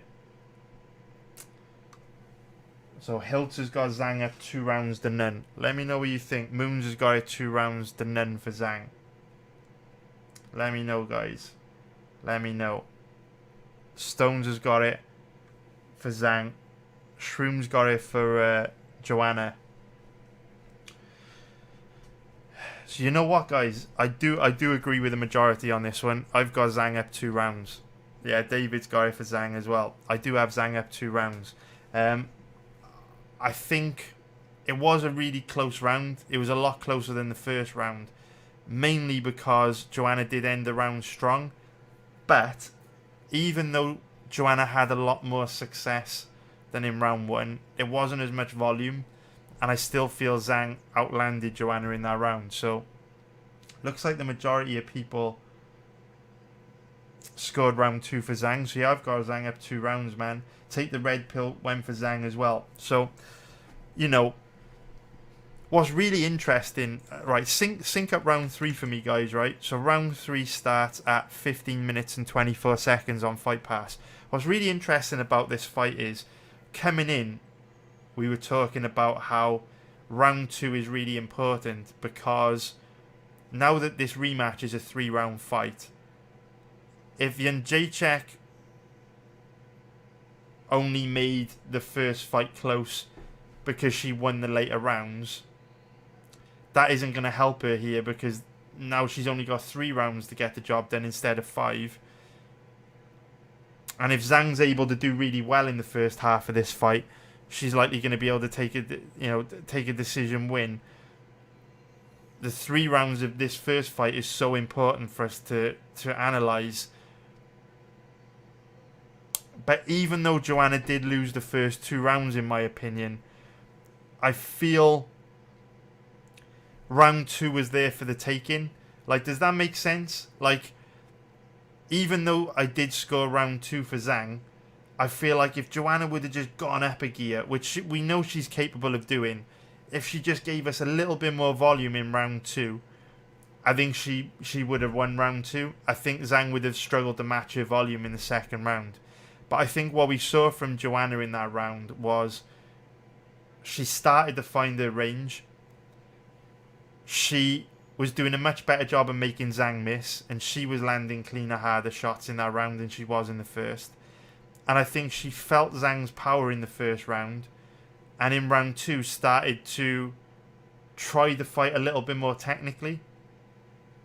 But in the process of making that adjustment, her volume was a lot lower, and Zhang was still able to outpoint her. But I think in round 2 we saw a momentum swing in Joanna's favour. It's just Joanna didn't fully capitalise on it. So it'll be interesting to see how this third round looks now. If we take another step towards momentum swinging in Joanna's favour, and in this round she does out volume and outpoint Zhang. So even though the first 2 rounds didn't go Joanna's way, I'm still quite optimistic in her chances of winning this weekend, because I think you can see adjustments she could make to do pretty well against Zhang. Now, what I will say is, if Zhang's improved her gas tank, then I think this becomes a really tough fight for Joanna, because if Zhang could fight for 2 rounds like she fought in that first round, I think Joanna would be in a lot of trouble. I think Zhang looked great in round 1. I don't think Joanna will be able to match the power and physicality of Zhang if Zhang can fight for more rounds like she did in the first. But this flatter version of Zhang is very beatable.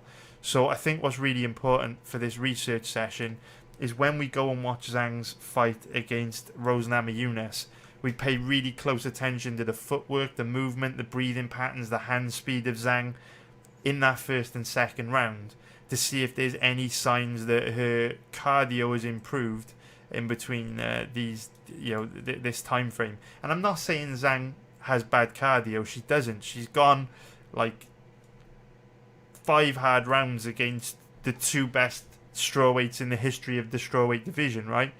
She's gone the distance with both Namajunas and Jędrzejczyk in 5-round fights, which is very difficult to do. You're not going to be able to do that unless you've got an incredible gas tank. However, you do see, as the fight progresses, Zhang becomes flatter and flatter, and as a result less effective as her volume starts to drop and her footwork and movement becomes worse. So it is turning into an interesting fight, this. Very, very interesting fight. Super interesting. So let's get into it. Let's go. Let's get into round 3. So Stones is saying the mistakes are fixable. Yeah, I agree, dude. Hilty's saying, I think the layoff she's had is going to make JJ even more aggressive. Yeah, I hope so, man. And if Carolina's anything to go by, it's a pretty good indicator that Joanna might look a lot better this weekend too, right? Hilty's saying, I also think the harder shots are coming from Zhang, and JJ has a reasonable chance of being caught. Yeah, true. We've seen JJ drop before, right? And Zhang is looking pretty dangerous on the feet.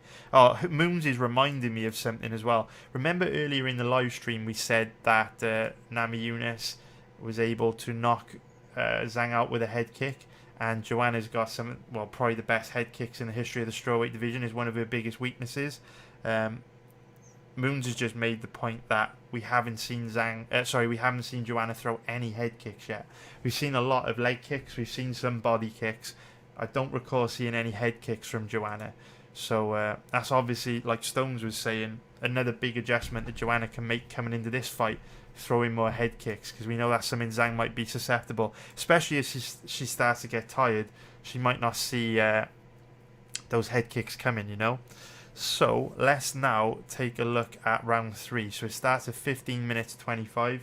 Let's get it going in 5, 4, 3, 2, 1, and go.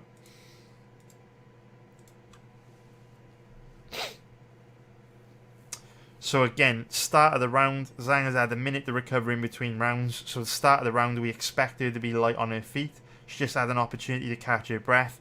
So she's going to be light on her feet here, and have more pop in her shots, faster hand speed. She's had that recovery time in between rounds. Let's see how long that holds up for. Didn't hold up for very long in round 2.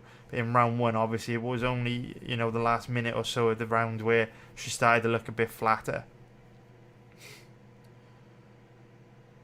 So what we want to see is more volume from Joanna in this round.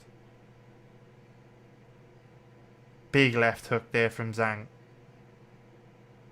And even now, she's landing by, and you can see it, right? Even still in this round, when Joanna lands clean, Zhang doesn't back up an inch. When Zhang lands clean, you can see Joanna really gets pushed back, and you see a big difference in power between these two, which we already knew, but we are seeing it playing out even in this third round. But remember what we said, start of the round, Zhang was light on her feet, moving well. Now look at her, flat-footed, stood right in front of Joanna. And what are we seeing? Joanna start to have more success with her boxing. Look at how Joanna's starting to snap Zhang's head back with these shots that are landing. Look at how much more flat-footed Zhang is here. So at the start of round 3, Zhang's light on her feet, moving well. Now she's much more flat-footed, and look at the shots Joanna's landing now. Clean, hard shots. Look at how tired Zhang looks here. Look at how heavy her arms are. So round 1, Zhang looked great for 4 minutes, slowed down in the final minute. Round 2, Zhang looked great for 2 minutes, slowed down in the final 3 minutes. And now in round 3, Zhang looked great for the first minute and then slowed down very quickly with 4 minutes left to go in the round. So you can see Joanna having so much more success now, because not only is Zhang's movement affected by her being tired, which makes her easier to hit, but her arms are lower because they're tired and she can't keep them up as high, and she's not able to keep up with the volume that Joanna's throwing because she's tired. She just can't throw as much as she did earlier in the fight. So we were saying in the last round that we expected the momentum to swing more in Joanna's favour in this third, and that's exactly what we're seeing. Joanna's obviously looking great here, lighting Zhang up pretty bad. And Moon's just saying she's already thrown 4 leg kicks in this round.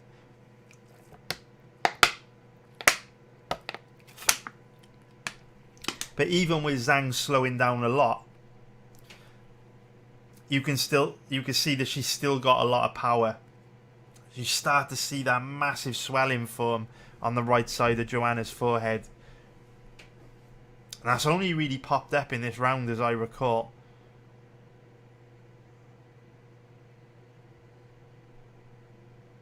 So, as a group, we've got Zhang up 2 rounds here. But I'm pretty sure I know how everyone's going to be scoring this round so far.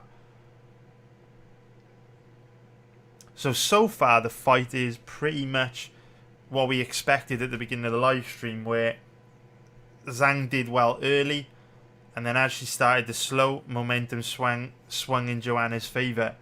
Joanna looks up at the clock.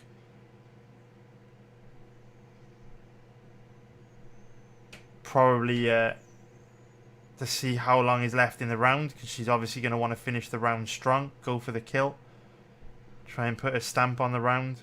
But you can really see Zhang's volume has dipped, and she's way easier to hit here than she was earlier in the fight.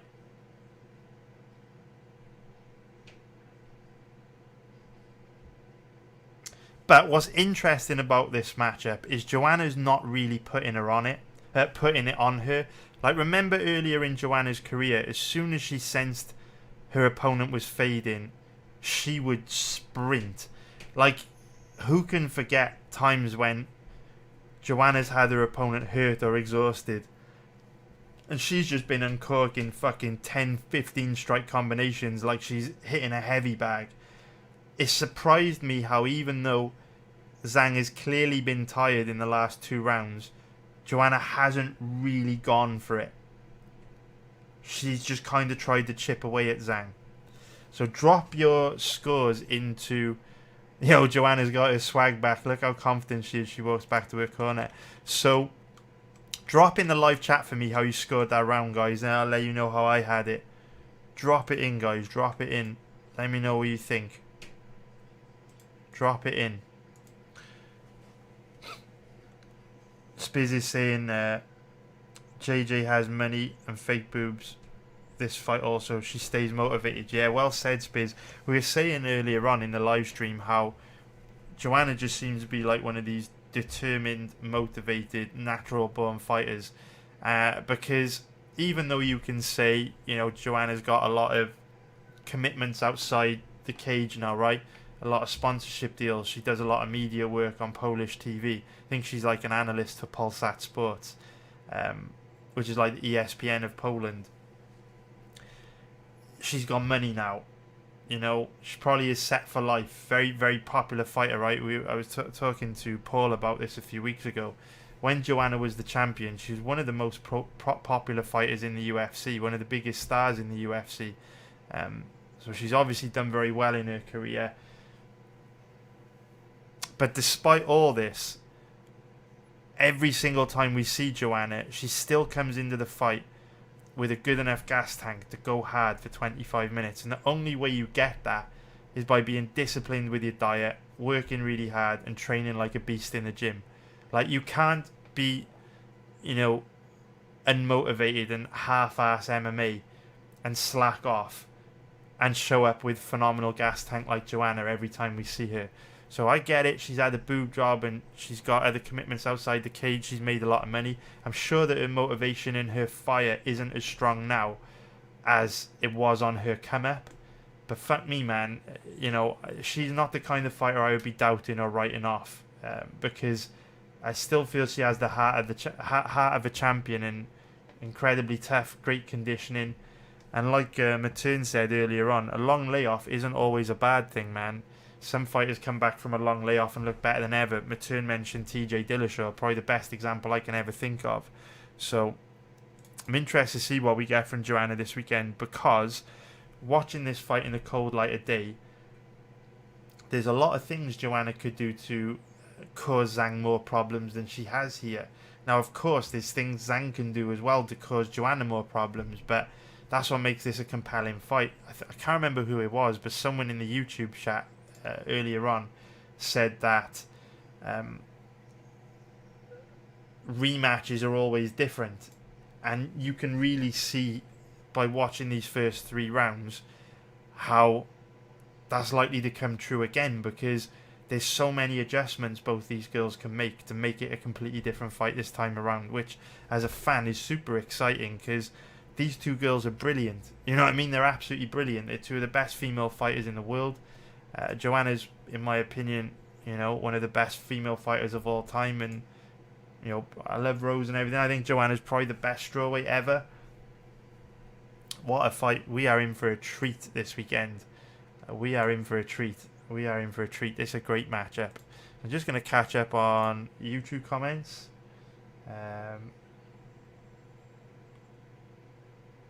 Yeah, so it seems that most people have got Joanna winning round 3. I do agree. I think the way I would score this fight is, I think round 1 was clear for Zhang. I think round 2 was kind of close, but Zhang edged it. And I think round 3 was clear for Joanna.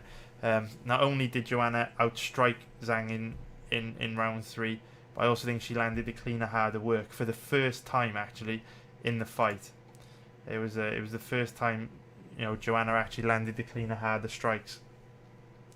And okay, interesting. So Red Pill is scoring round 3 for Zhang. Seems like most people have JJ winning round 3, though. I would agree with that. Alright, let's get this next one going. So round 4 starts at 21 minutes 39 seconds on Fight Pass. Let's get it going in 5, 4, 3, 2, 1, go. So I think the majority consensus on how this fight is scored so far is 2 rounds to 1 for Zhang. So let's see how this 4th and 5th goes, because the 4th and 5th are going to decide this one. I watch so many fights that after a while, like, there's only so much hard drive space up here, because I watch like probably 30-40 hours of fights a week when you throw in the UFC events, you know, which last 6-7 hours on top. My memory's very short on fights, because I'm always like putting fucking new information in there to eat up the hard drive space. So I can't remember much about how this 4th and 5th round went, because I haven't watched this fight in a while. Even though I have watched this fight like 3 or 4 times now. Nice head kick there from Joanna. Even though this is probably like the 4th or 5th time I've watched this fight, I still, like, my memory is short on fights. which is one of the reasons why I do so much fight research, because I don't trust my brain to remember shit accurately. Your mind, you know what it's like, man. Your mind will play tricks on you. So what's interesting about this round is that Zhang has come out much more flat-footed at the beginning of this round, but she's also come out way more aggressive. So in the second and third round, when she started to become more flat-footed, her volume dropped. Whereas here, even though she's more flat-footed, she's way more aggressive.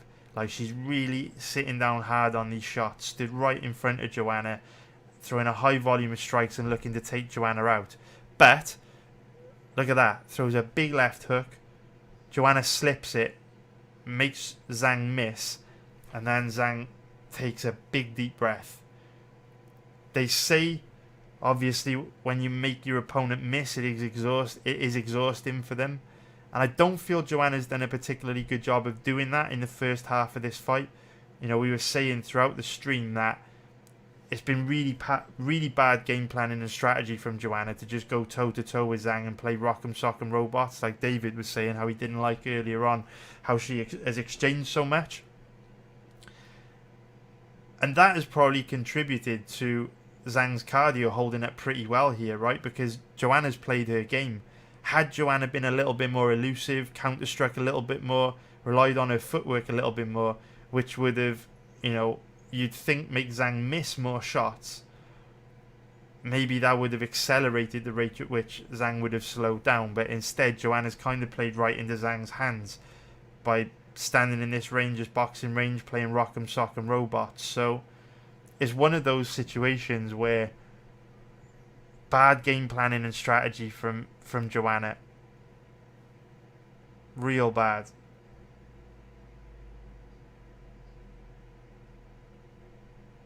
Now in this round, you're starting to see Joanna wear a lot of damage.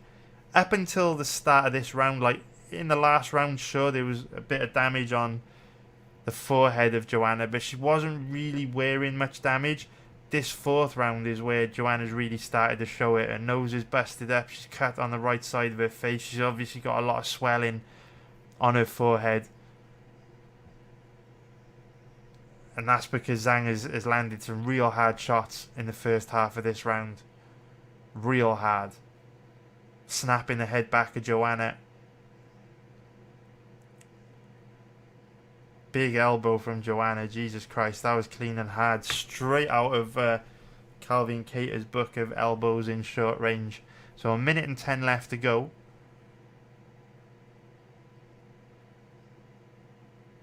So Zhang's definitely caught a second wind in this round. And you know what? I wouldn't even call it a second wind. I don't think Zhang is any less tired than she was in rounds 2 and 3.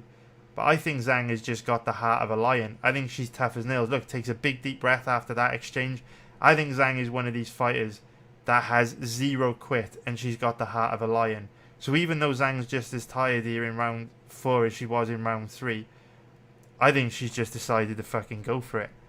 And now she's just letting her hands go no matter how tired she is.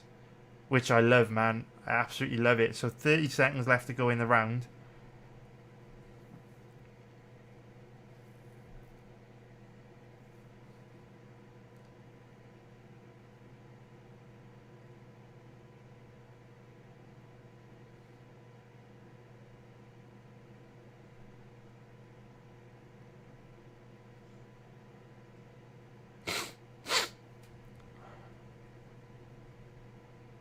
Alright guys, so remember, drop in the live chat how you scored that round, and then I will let you know how I scored it. So at the moment, as a group, pretty much everyone has got it 2 rounds to 1 for Zhang. Let me know guys how you scored the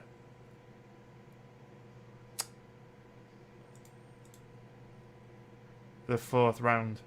And I'm in a Bitcoin trade at the moment, so I just need to check something.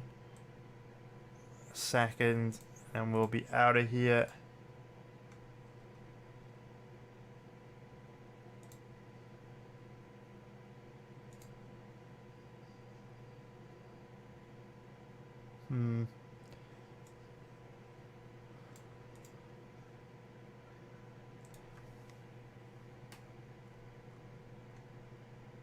I'm in profit on a Bitcoin trade at the moment, but I think it's going to go south soon. So I am considering whether to come out of it.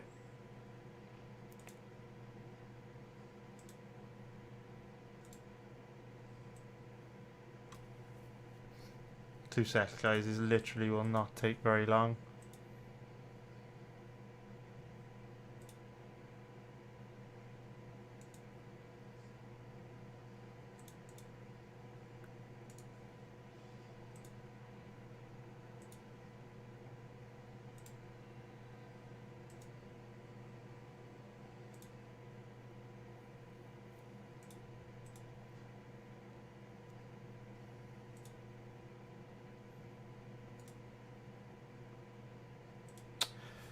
Keep it alive a little bit longer, man. I am going to need to come out of it soon, though. I'm in profit on it at the moment, but I do think it's going to go south soon, so I need to keep a close eye on it, man. Alright, let's get this 5th round going, and then I'm going to let you guys know how I scored that 4th round. So most of us have got it 2 rounds to 1 for Zhang at the moment. So round 5 starts at 27 minutes 53. 27 minutes 53. So Spiz is saying super close round. JJ more active and landed some good shots, but I think the 4 or 5 real big shots Zhang landed got her the round. Moons has got it for Zhang. Moons has got it 3 rounds to 1 for Zhang. Stones isn't sure about round 4. Let's take a look at the YouTube chat.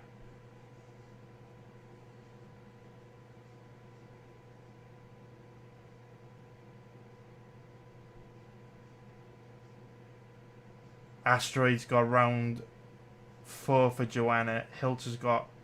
Have I already said Hiltz? No. So Hiltz has got round 4 for Zhang. Take the red pill saying I'd book the profit on the Bitcoin being in this range too long. Yeah, they're just little in and outy snipes, man. But yeah, I agree with you that this trade's probably going to go south very soon. So I will be coming out of it very soon, man. Very, very soon. In fact, I think I'm just going to do it now, so that I can focus on the stream.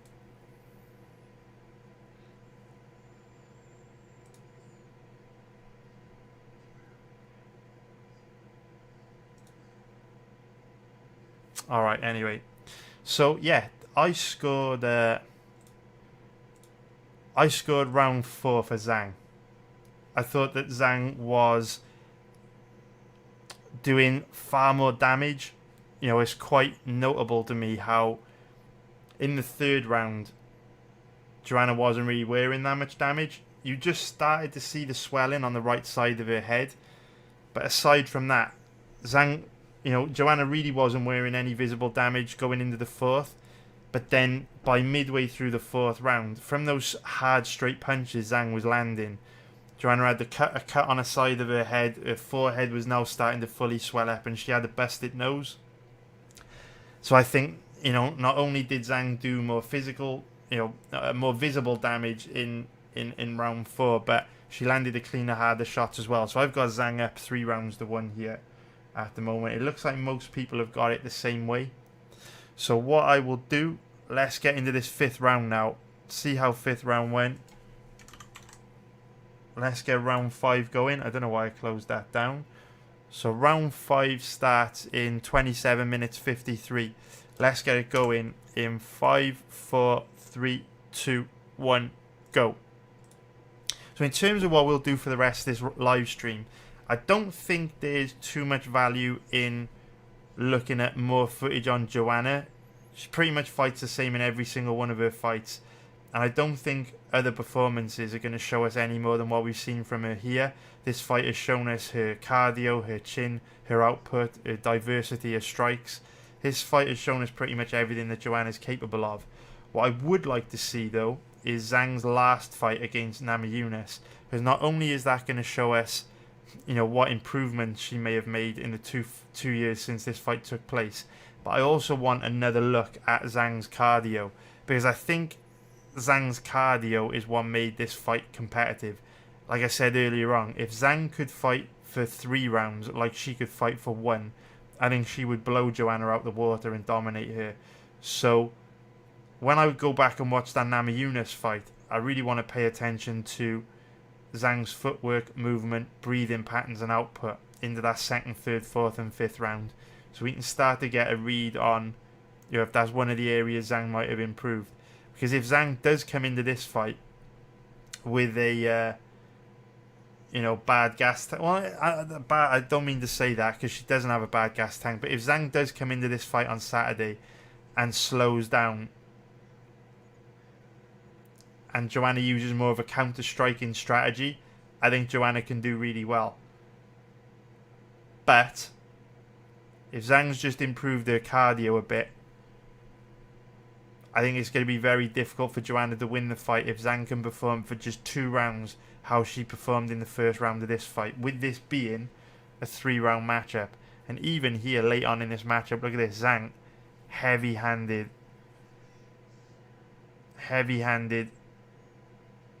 big power in her hands, good pop in her shots.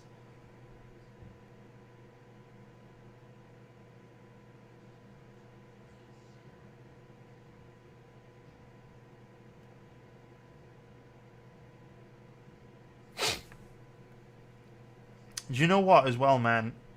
I will say this. I never thought I would say this. I am starting to think about a bet on Zhang. I am very, very impressed by how she looked very tired midway through round 2 and then caught a 2nd win big time in rounds 4 and 5. Like, Zhang has done well in this 4th and 5th round, man. She's done really well. To the point where now she's got pop in her shot, she's light on her feet. She's doing an even better job in this 5th round of cutting the cage off than she did in the 1st round. So I'm impressed, man. I am impressed. I'm very impressed.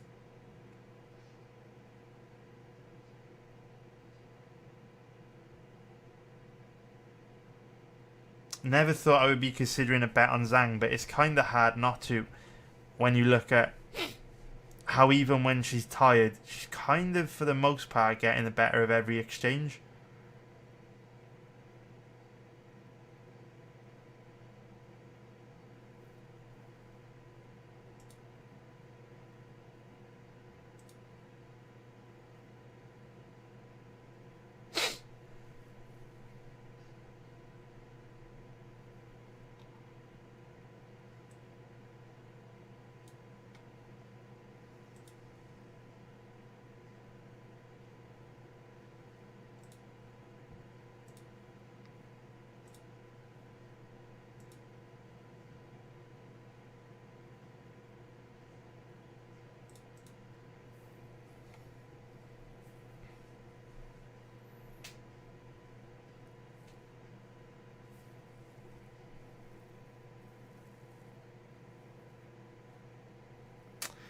I'm not sure about that, Matern. I would disagree with that, dude. I would disagree with that. I don't think there'll be any bias at all, man. I don't think there'll be any bias at all. Singapore, I mean, doesn't have any relationship with China, as far as I'm aware. Like, that would, like, saying that there would be bias on a card in Singapore towards Weili Zhang is, for me, like saying that there would be bias towards British fighters competing on a card in France. They're like completely different countries, man. I don't see any advantage for any home advantage for any fighters that aren't from Singapore. I don't think there are any fighters from Singapore on this card. I'd be very, very surprised if you think, man, I don't know. You think Singapore's a sovereign nation, though, right? You think that they would favour Zhang? It hasn't even entered my head, man. Like, when I went to Singapore, it's so westernized and like commercialized, Americanized. It just doesn't strike me as a place where there would be a lot of Chinese influence. in a place like Singapore. I could be wrong, but I've visited Singapore a couple times, and it doesn't strike me as the type of place where they would favour people from China. Could be wrong though, man. No idea. David is saying, I actually think he's skill for skill better than Khamzat. He might be, man. He might be, David, mate. He has looked phenomenal. So yeah, man. Very interesting fight. I enjoyed that. That was good. And lots for us to think about as we go into watch the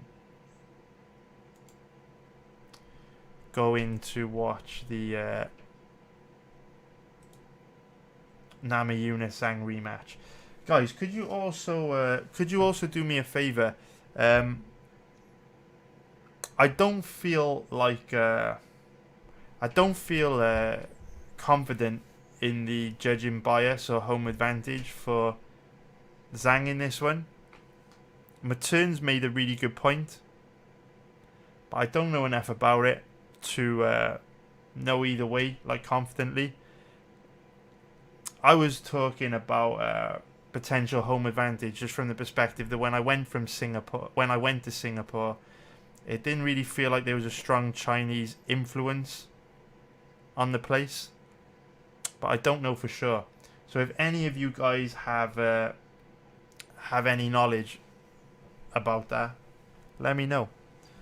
I would love to know, because like Matern is saying, home advantage in a fight like this is likely to be huge, right? Because I don't know who's going to win, but I'm pretty confident in saying that it's probably going to be very competitive. Like, I'd be surprised if either girl dominated the other.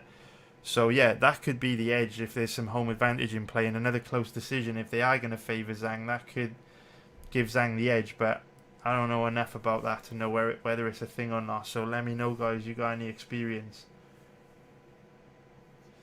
Joseph Shoddy is saying, always thought of Singapore and Malaysia as melting pots with a lot of different cultural influence. Yeah, man, for sure. Like I said, I've been to Singapore, and that's the vibe I got there. It's like, very westernized, commercialized, friendly place. But I could be wrong. Not too sure. Not too sure, man. Asteroid saying, I was thinking the exact same thing. I'm actually struggling to see how Zhang doesn't win this weekend. Never thought I'd think that way coming into this fight, this session. Yeah, man. Me too, mate. I was kind of thinking this would be a dog or pass fight, but now I am definitely thinking about betting Zhang, which I didn't think I would be doing, man. Take care, take the red pill. Thanks a lot, mate. Thanks a lot for stopping by. Take the red pill. Take care, dude. Cheers, mate. And yeah, David, so what'll happen is after the stream ends, the video will start processing, and as soon as the video is processed, it'll appear on my YouTube channel. But because these streams tend to be really long, they do take a while to process, so it might not be on the channel until tomorrow. Like, it can take hours and hours and hours, man. I think the processing for the I've just today, the fight research from the Glover versus Jiri streams gone live, and that literally took like the whole of Sunday. Took like 10-12 hours to process that video. What's up, Paul Berry, mate? Hope you're doing good, dude. Hope you're doing good, man. Asteroid saying the crowd will definitely be pro Zhang. Hey, what's up, Stefan? Good to see you, mate. I'm thinking of visiting Spain in August, man. Me and the wifey are thinking of going to Ibiza on holiday, mate. Beautiful country, mate. Do you live in Spain, or are you just visiting there?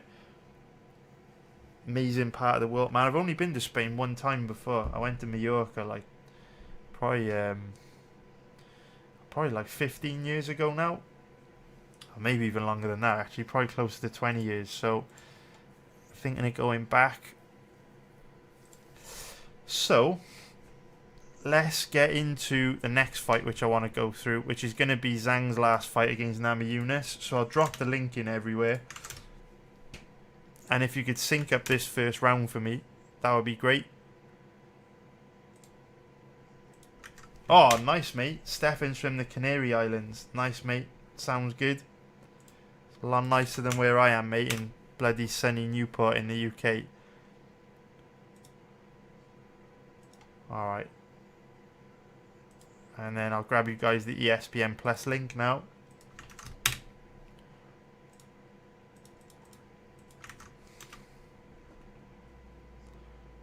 And Tenerife, lovely mate. Lovely mate. Alright, let's get this next one going. So this first round starts at 3 minutes and 4 seconds. And again, the first 3 rounds of this fight are super important to me. I just want to pay attention to how light on her feet Zhang is. What pop has she got in her shots. How well she moves. What are her breathing patterns. And that should help us learn a little bit about what to expect from her in this fight. Because we got to cut Zhang a fair amount of slack, right? Zhang didn't have that much experience going the distance and fighting at a really high pace. You know, she went the distance against Torres. Not a lot happened in the Danielle Taylor fight before that. Tons of finishes. So Zhang didn't have any experience really pacing herself in a hard competitive fight that went the distance against a really high level opponent like Joanna. So she's likely to have learned so much from this fight. So yeah, let's get into the next one. So this is round 1, 3 minutes 4 seconds. Let's get it going in 5, 4, 3, 2, 1, go. Go, go, go, go, go. Let's go. Let's go.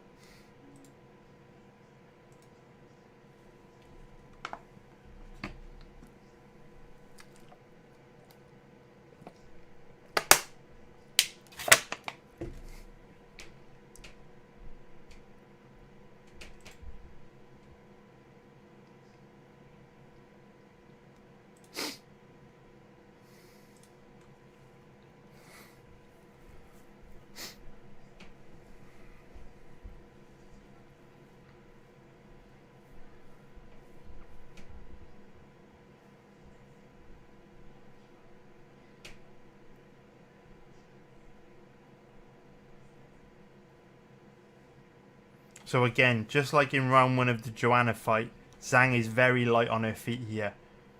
Very, very light on her feet.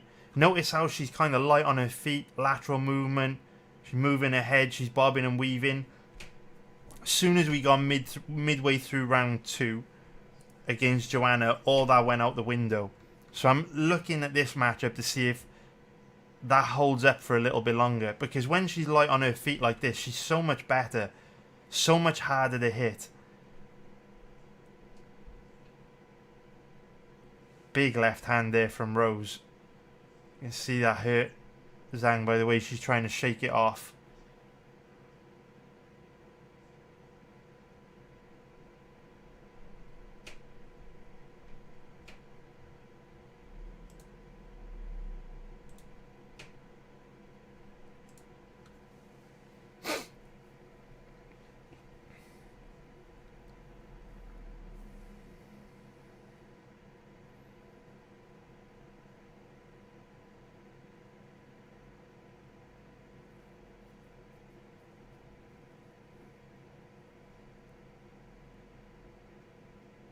Some nice deep double leg takedown entry there from Zhang. Doesn't get the double leg, but gets to the body lock and hits a nice outside trip. Straight in the half guard. Now we know she's not going to be able to do this to Joanna Jędrzejczyk. Joanna is virtually impossible to take down and hold down. So these grappling sequences don't tell us a lot. We really want to focus on the striking, which is a shame because obviously there is a lot of grappling in this matchup. See Zhang staying nice and tight and heavy to Rose.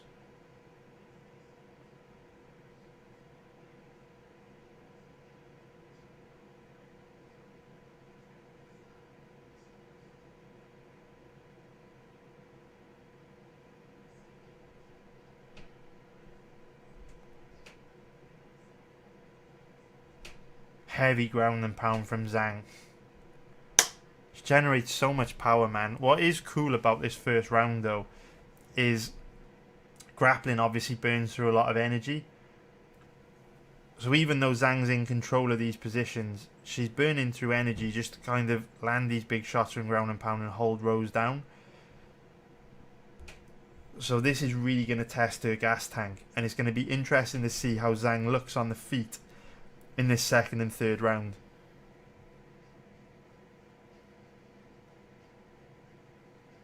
So remember, with a minute left to go in round 1 against Joanna, Zhang started to look flat-footed. See if we get the same thing here. Very much so. Very much so. Again, in the first part of this, or in the first half of this round, Zhang was light on her feet, moving side to side, bobbing and weaving, lots of head movement. Look at how flatter her movement is now. Way more flat-footed, and she's just not moving as much. Look at the difference in her kicks with a minute left to go in this round and at the beginning of the round. At the beginning of the round, her kicks were fast, snappy, accurate, whereas now her kicks are very sloppy, and we're only 4 minutes into the fight. Look how she wings on that big right hand. So Zhang is a fighter that you can see has this trade-off where her power comes at a cost. She's very powerful, she's very dangerous, but every time she exerts a decent amount of energy, she then pays the price by immediately after that slowing down quite a bit. And you can see not only is her movement way flatter after that grappling sequence, but her volume has also fallen off a cliff. Since they both got back up to their feet, Zhang's barely thrown anything because she's trying to recharge her batteries and recover. So interesting. Cardio is a big issue for Zhang, man. Like I say, she doesn't have a bad gas tank, but her entire style of fighting is very much dictated to by her gas tank. She doesn't have a good enough gas tank to go hard continuously for long periods of time, and that's costing her here again, where in that final minute and a half of that round she barely landed anything, she barely threw anything.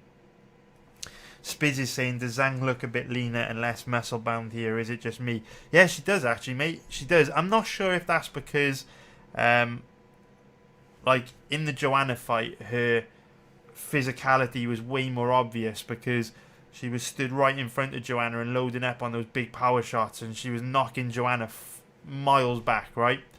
You could see that power and physicality. You're not seeing that so much here because she's struggling to land on Rose. Rose is a lot more elusive. So I don't know if she looks different because she's leaner or because she's just not having as much opportunity to show that physicality. But she definitely doesn't look as powerful and scary here. I will give you that, man. It's busy saying, how the fuck do you fight Zhang like this and then fight Carla? I know, mate. Crazy. I can't believe Rose lost to Carla. Crazy, man. Crazy. Moons is saying, she seems to use a lot of strength in her grappling as opposed to technique. Yeah, that's true, man. Definitely, mate. Definitely. So let's get this round 2 going. Starts at 9 minutes and 12 seconds.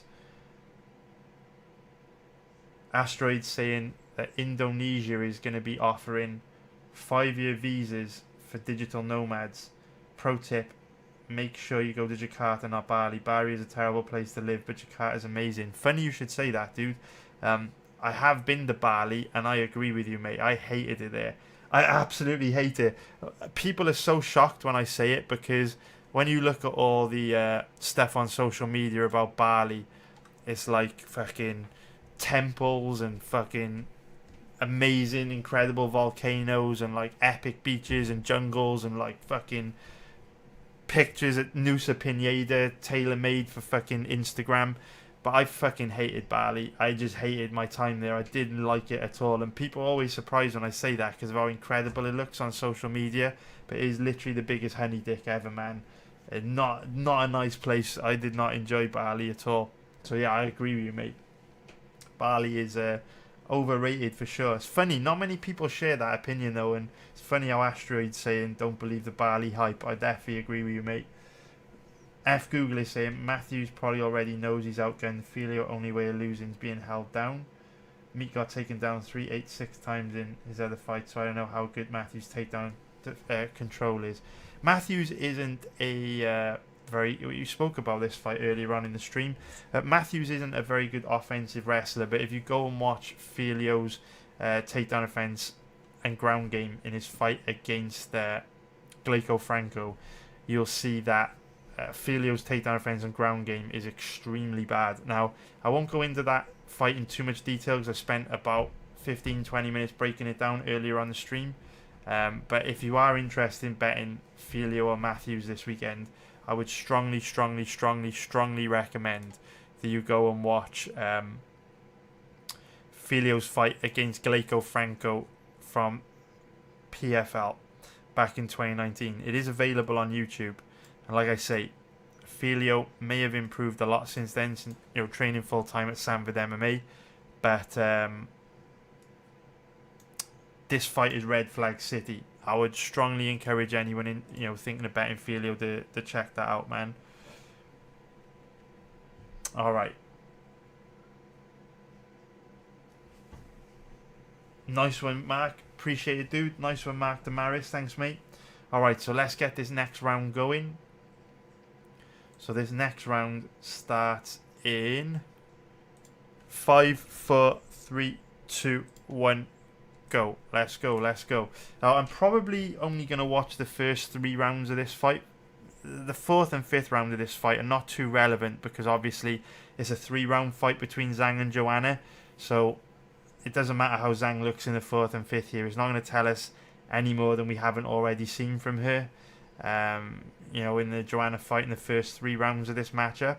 So I'll probably call this stream a day after the 3rd round of this one. I don't think watching any amount of footage on these two is going to make it easier to predict which way this one's going to go. Obviously, the stream's pretty long already. How long have we been going now? We'll be almost 2.5, well, probably 2.5 hours by the time the stream ends. Man, I don't think it's going to be that helpful to watch too much more footage on this one. I think, again, it is likely to be very, very close and competitive, but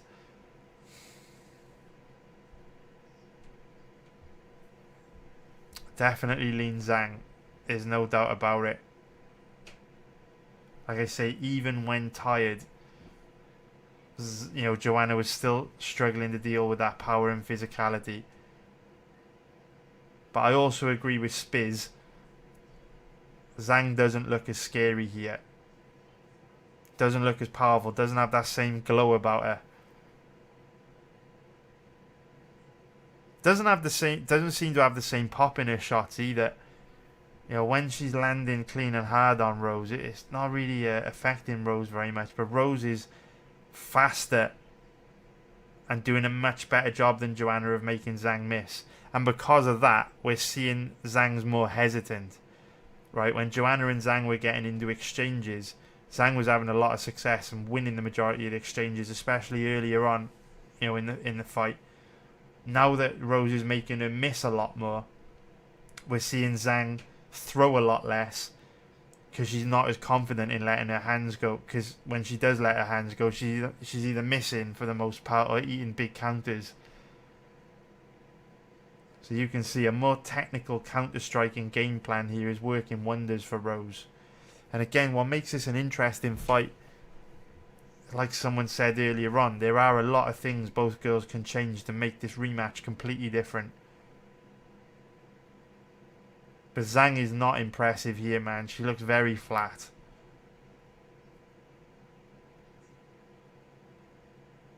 She looks super flat here.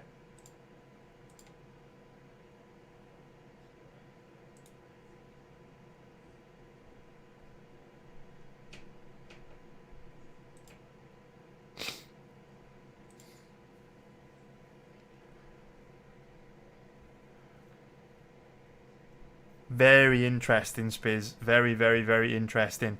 So, Spiz is saying that when Zhang first fought Joanna, she was still living in China. Where, I actually remember.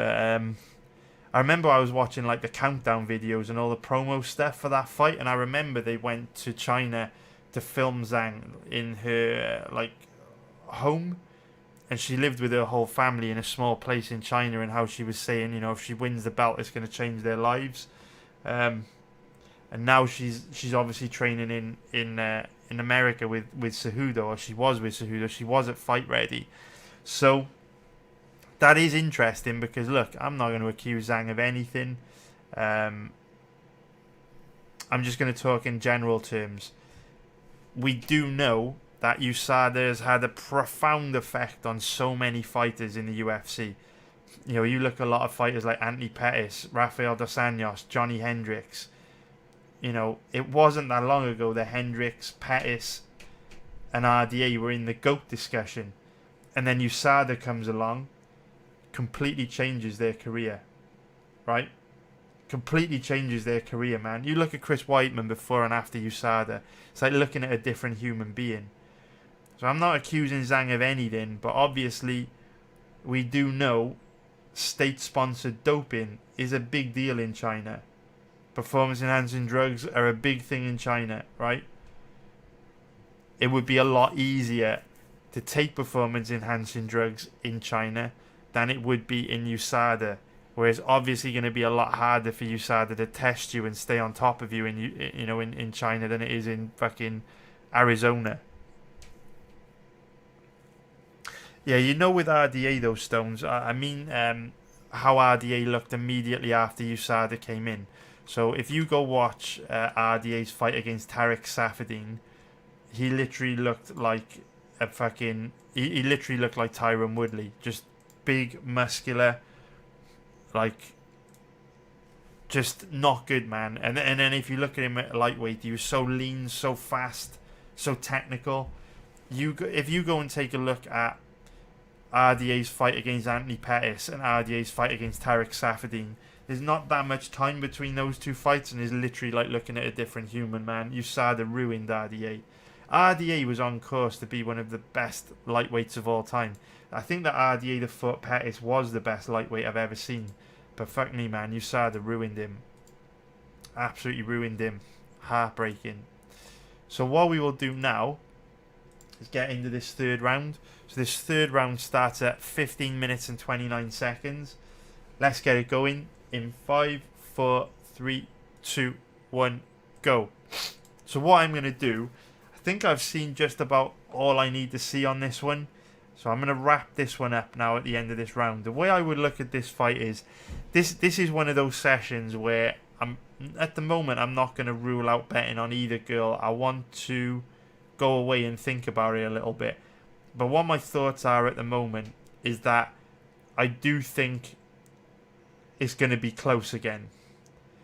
Because while Zhang is very powerful and was getting the better of most of those exchanges in the fight against Joanna, I really feel a big part of that was Joanna's game plan and strategy. Joanna, for the most part, just stood in front of Zhang and played Rock'em Sock'em Robots for 3 rounds.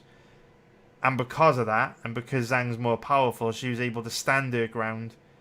And when she landed in those exchanges where they went toe-to-toe, naturally Zhang's going to get the better of the majority of them because she hits harder and she's very fast, very accurate. But we've seen Nami Yunus show that if you focus more on counter-striking, just chip away at Zhang, make her miss, her striking's actually quite ineffective. And I think Joanna can do the same thing. Joanna's got great footwork and great movement. She's a great counter-striker. We saw what she did to Jessica Andrade. Andrade didn't get near her for 5 rounds. Now, I know Andrade isn't as good as Zhang, but we know that Joanna can counter-strike. Now, Rose hasn't gone toe-to-toe with Zhang here and played Rock'em Sock'em Robot. She's in and she's out. Look, makes a miss on that right hand there. Instead of Joanna coming out, meeting Zhang head-on, and trying to win a war, if she turns this into a technical kickboxing match, I could see her picking Zhang apart. So the way I look at this fight is, if Joanna tries to utilise the same game plan she did last time and go toe-to-toe with Zhang, she's probably going to lose, because when Zhang gets tired, if you stand right in front of her, she's still got the power to hurt you. Whereas if Joanna fights a little bit more technically, plays the role of Matador, chips away at Zhang, I think she can have tons of success and win this fight. So at the moment, I'm not sure who is giving you the better risk to reward ratio, because based on how the last fight went, you've got to lean Zhang, right? But are her advantages baked into the odds? She's a pretty big favourite. Does Joanna give you a better risk to reward ratio? And does Joanna come with a good enough risk to reward ratio to bet her? So I don't know if this is dog or pass, man. At the end of watching Joanna Zhang, I was like, oh, I'm strongly considering a bet on Zhang here. She did great. But then watching how much trouble she's had landing on watching how much trouble she's had landing on Rose in this fight. I'm not saying that Joanna can counter-strike as effectively as Rose can, but I think she can do a far better job of counter-striking than she did in their first fight. And it is also worth noting that Zhang doesn't move her head much, and she is quite reckless. And going into that Joanna fight, no one had ever made her pay for that. Whereas after she fought Joanna, she then went and fought Rose, and Rose obviously knocked her out with a head kick. I'm wondering if that head kick knockout has kind of taught Zhang that she is human and she needs to be a little bit more cautious, a little bit more careful. And that's why she has been a little bit more gun shy and less reckless in this fight, and why she also tried to use more grappling. So perhaps Zhang won't be as aggressive in this next fight against Joanna, because she'll be worried about getting knocked out again. And if that's the case, again, that favours Joanna. So it's an interesting fight. Let me know in the live chat how you feel about it. If you're going to be betting this fight, which way you lean. But this is a fight I need to give a lot more thought to. It's a very complex fight, and I don't lean confidently either side. But it's a great fight. It's an amazing fight. Could go either way. I guess what's troubling me is I don't love a bet on Joanna. You know what I mean? Like last week, I bet two big underdogs, right? I bet Dan Ige and Blanchfield. Dan Ige and Aldrich. Even though both those fighters lost, I still love both those bets. Aldrich, man, fucking hell. I'm so shocked that Aldrich lost after how the first round went. After round one, I was practically counting my money. She looked amazing. Caused Blanchfield all kinds of problems, right? Blanchfield didn't get near a takedown. So Aldrich had it in the bag, right? Ige struggled bad. It is what it is. We knew that could happen. But, with both those bets, I knew that win or lose, I would love both those bets because there was so much value on them. With Joanna, after everything I've seen in this stream, it's not like I'm looking at the odds on Joanna and thinking, oh my god, that's amazing value. You know what I mean? And that's how I want to feel. Like the week before when we bet on Tabitha Ritchie, I researched the fight and then I look at Tabitha Ritchie's odds and I'm like, oh my god, those odds are amazing. Like win or lose, I don't care what happens. There's so much value in Tabitha Ritchie's odds. She's a great bet. When I look at both Zhang and Rose, I don't get that feeling. So it's tricky. It is tricky, man. That's how I'm feeling right now. But anyway, hope you enjoyed that, guys. Thanks for being here. You helped me out a lot. You all drop major knowledge and help obviously bring up things that I don't think of. So it's super helpful. And it's been a good session, man. So thanks a lot. Really appreciate it. And I'm going to come back this same time tomorrow and we'll research Valentina Shevchenko against Taylor Santos tomorrow, which I think could be a lot more interesting than the odds suggest. So nice one for watching, everyone. Thanks a lot. I really appreciate it. Take care, and I will see you all soon. Nice one, Moons. Nice one, Stones.